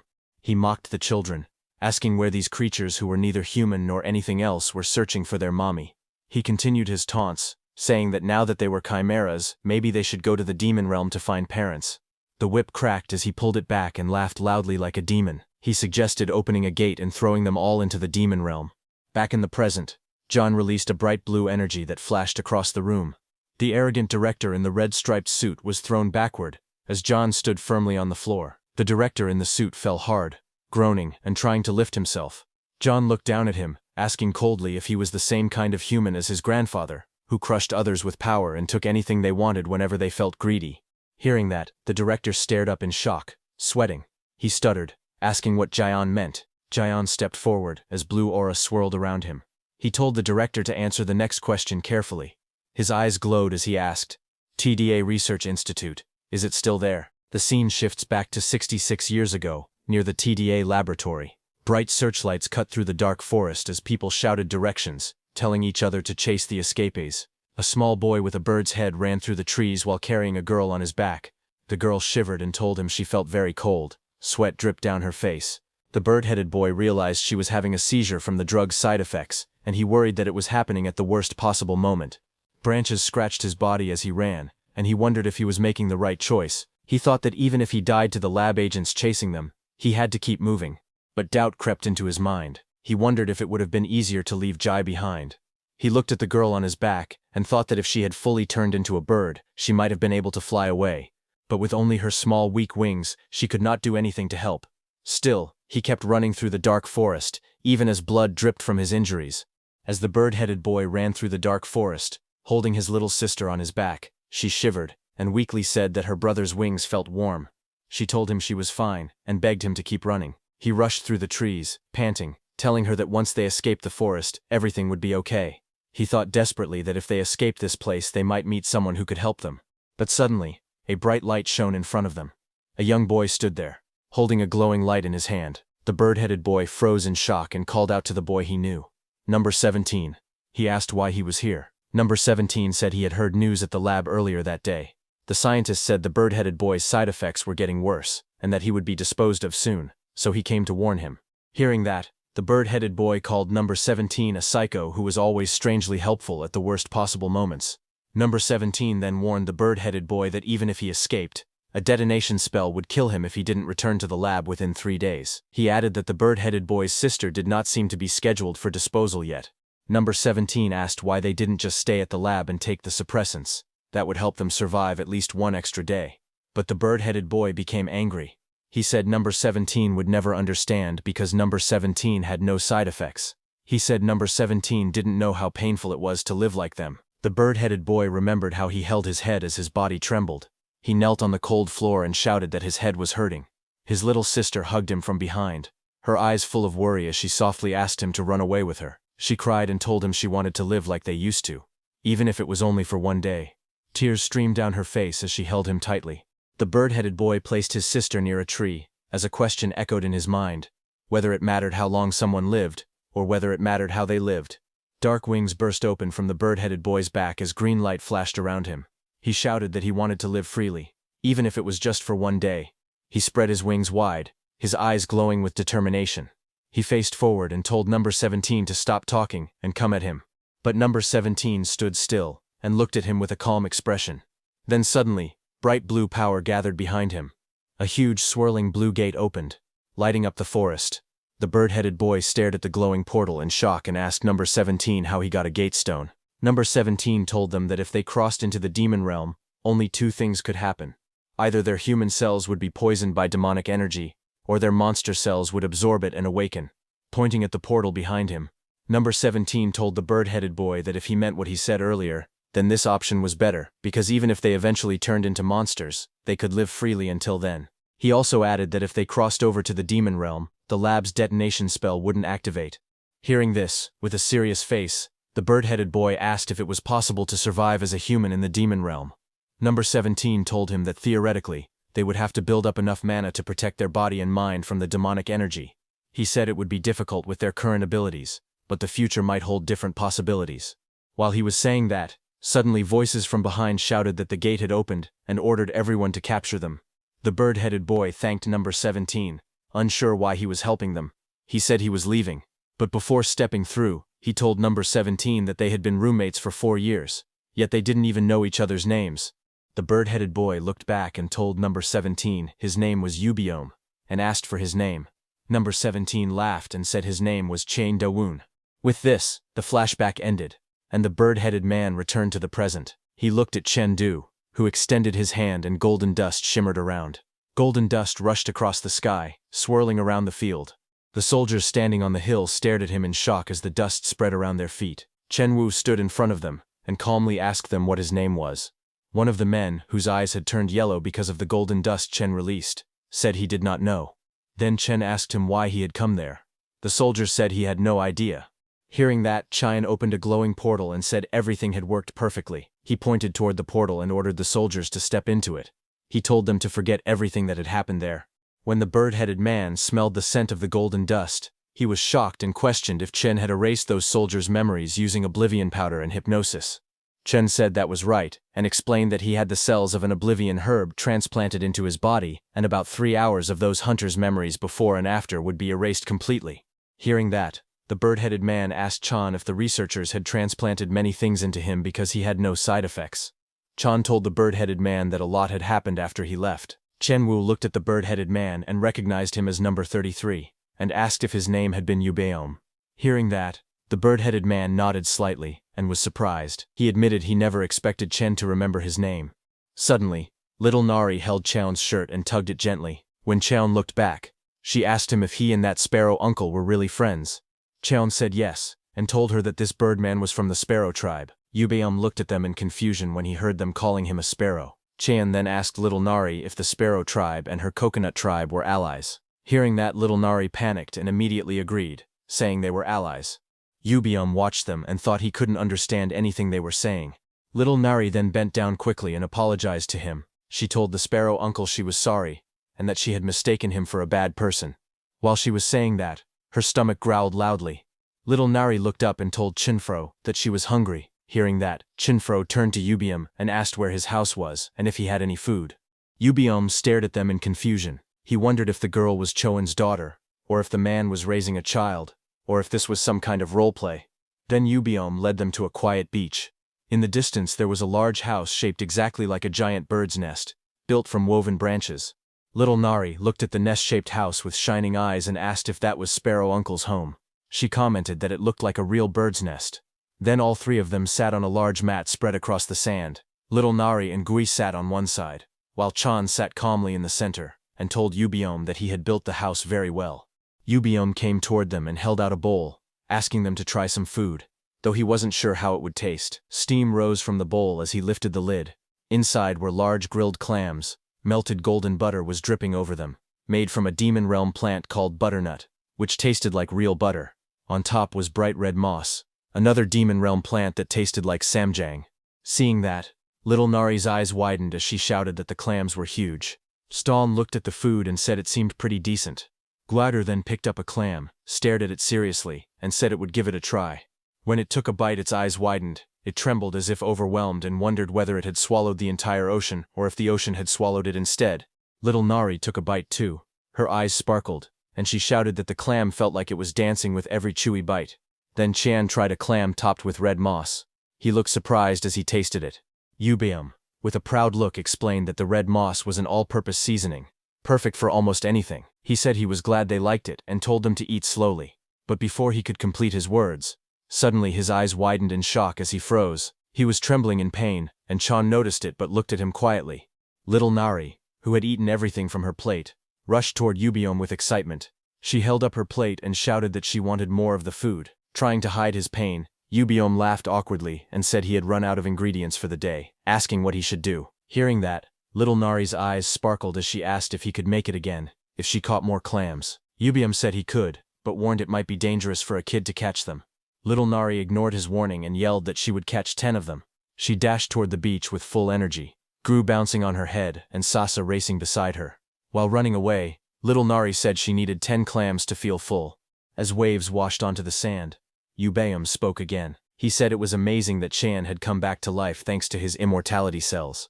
He added that Chan's life was truly something else. As they sat on the beach, Yubeom turned and asked Chan if he was planning to take revenge on the TDA laboratory. Chan answered slowly. He said that sometimes, when he thought about it, he felt like wanting revenge. But then he looked out toward the sea at little Nari, and said his current life wasn't so bad. So he planned to take his time before deciding anything. Chaeyeon then asked Yubeom if he himself wanted revenge. Yubeom pointed out that all the spells on Chaeyeon had disappeared when he came back to life, but the rest of them still had the detonation spell inside their bodies. If they ever returned to the human world, they would explode immediately. Chaeyeon listened quietly, and said it seemed like Yubeom could now control his wings, then asked if his head would return to normal. Yubeom closed his eyes and smiled faintly. He said he could change it back, but he didn't want to. He explained that his little sister Jaya's face had changed. If he was the only one who looked normal, she might feel bad. Hearing that, Chaeyeon looked at him seriously and asked one more question. He said Yubeom already knew himself that he had only 1 month left to live at most. Yubeom, who sat with his arms crossed, looked away, letting out a quiet breath.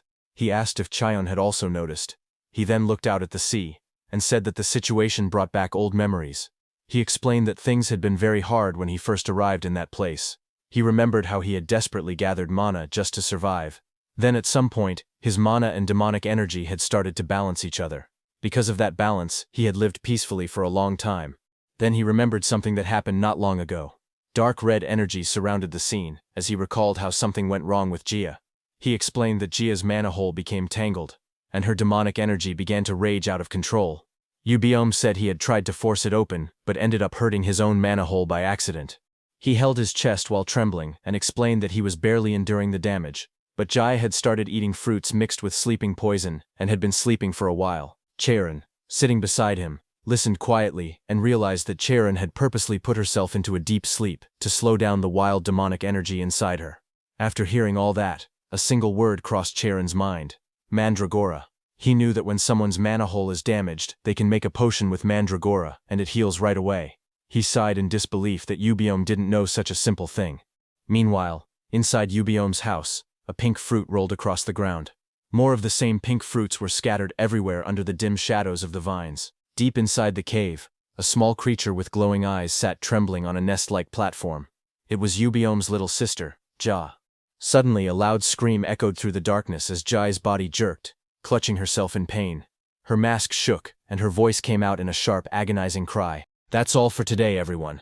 Before we wrap up, I want to let you know that we've recently launched a membership program here, where you can enjoy perks like early access to videos and soon, exclusive content just for members. You'll also receive custom badges and emojis to enhance your interactions. If you're interested, consider joining our membership to enjoy these benefits. Check out the link in the description to join. See you all in the next video.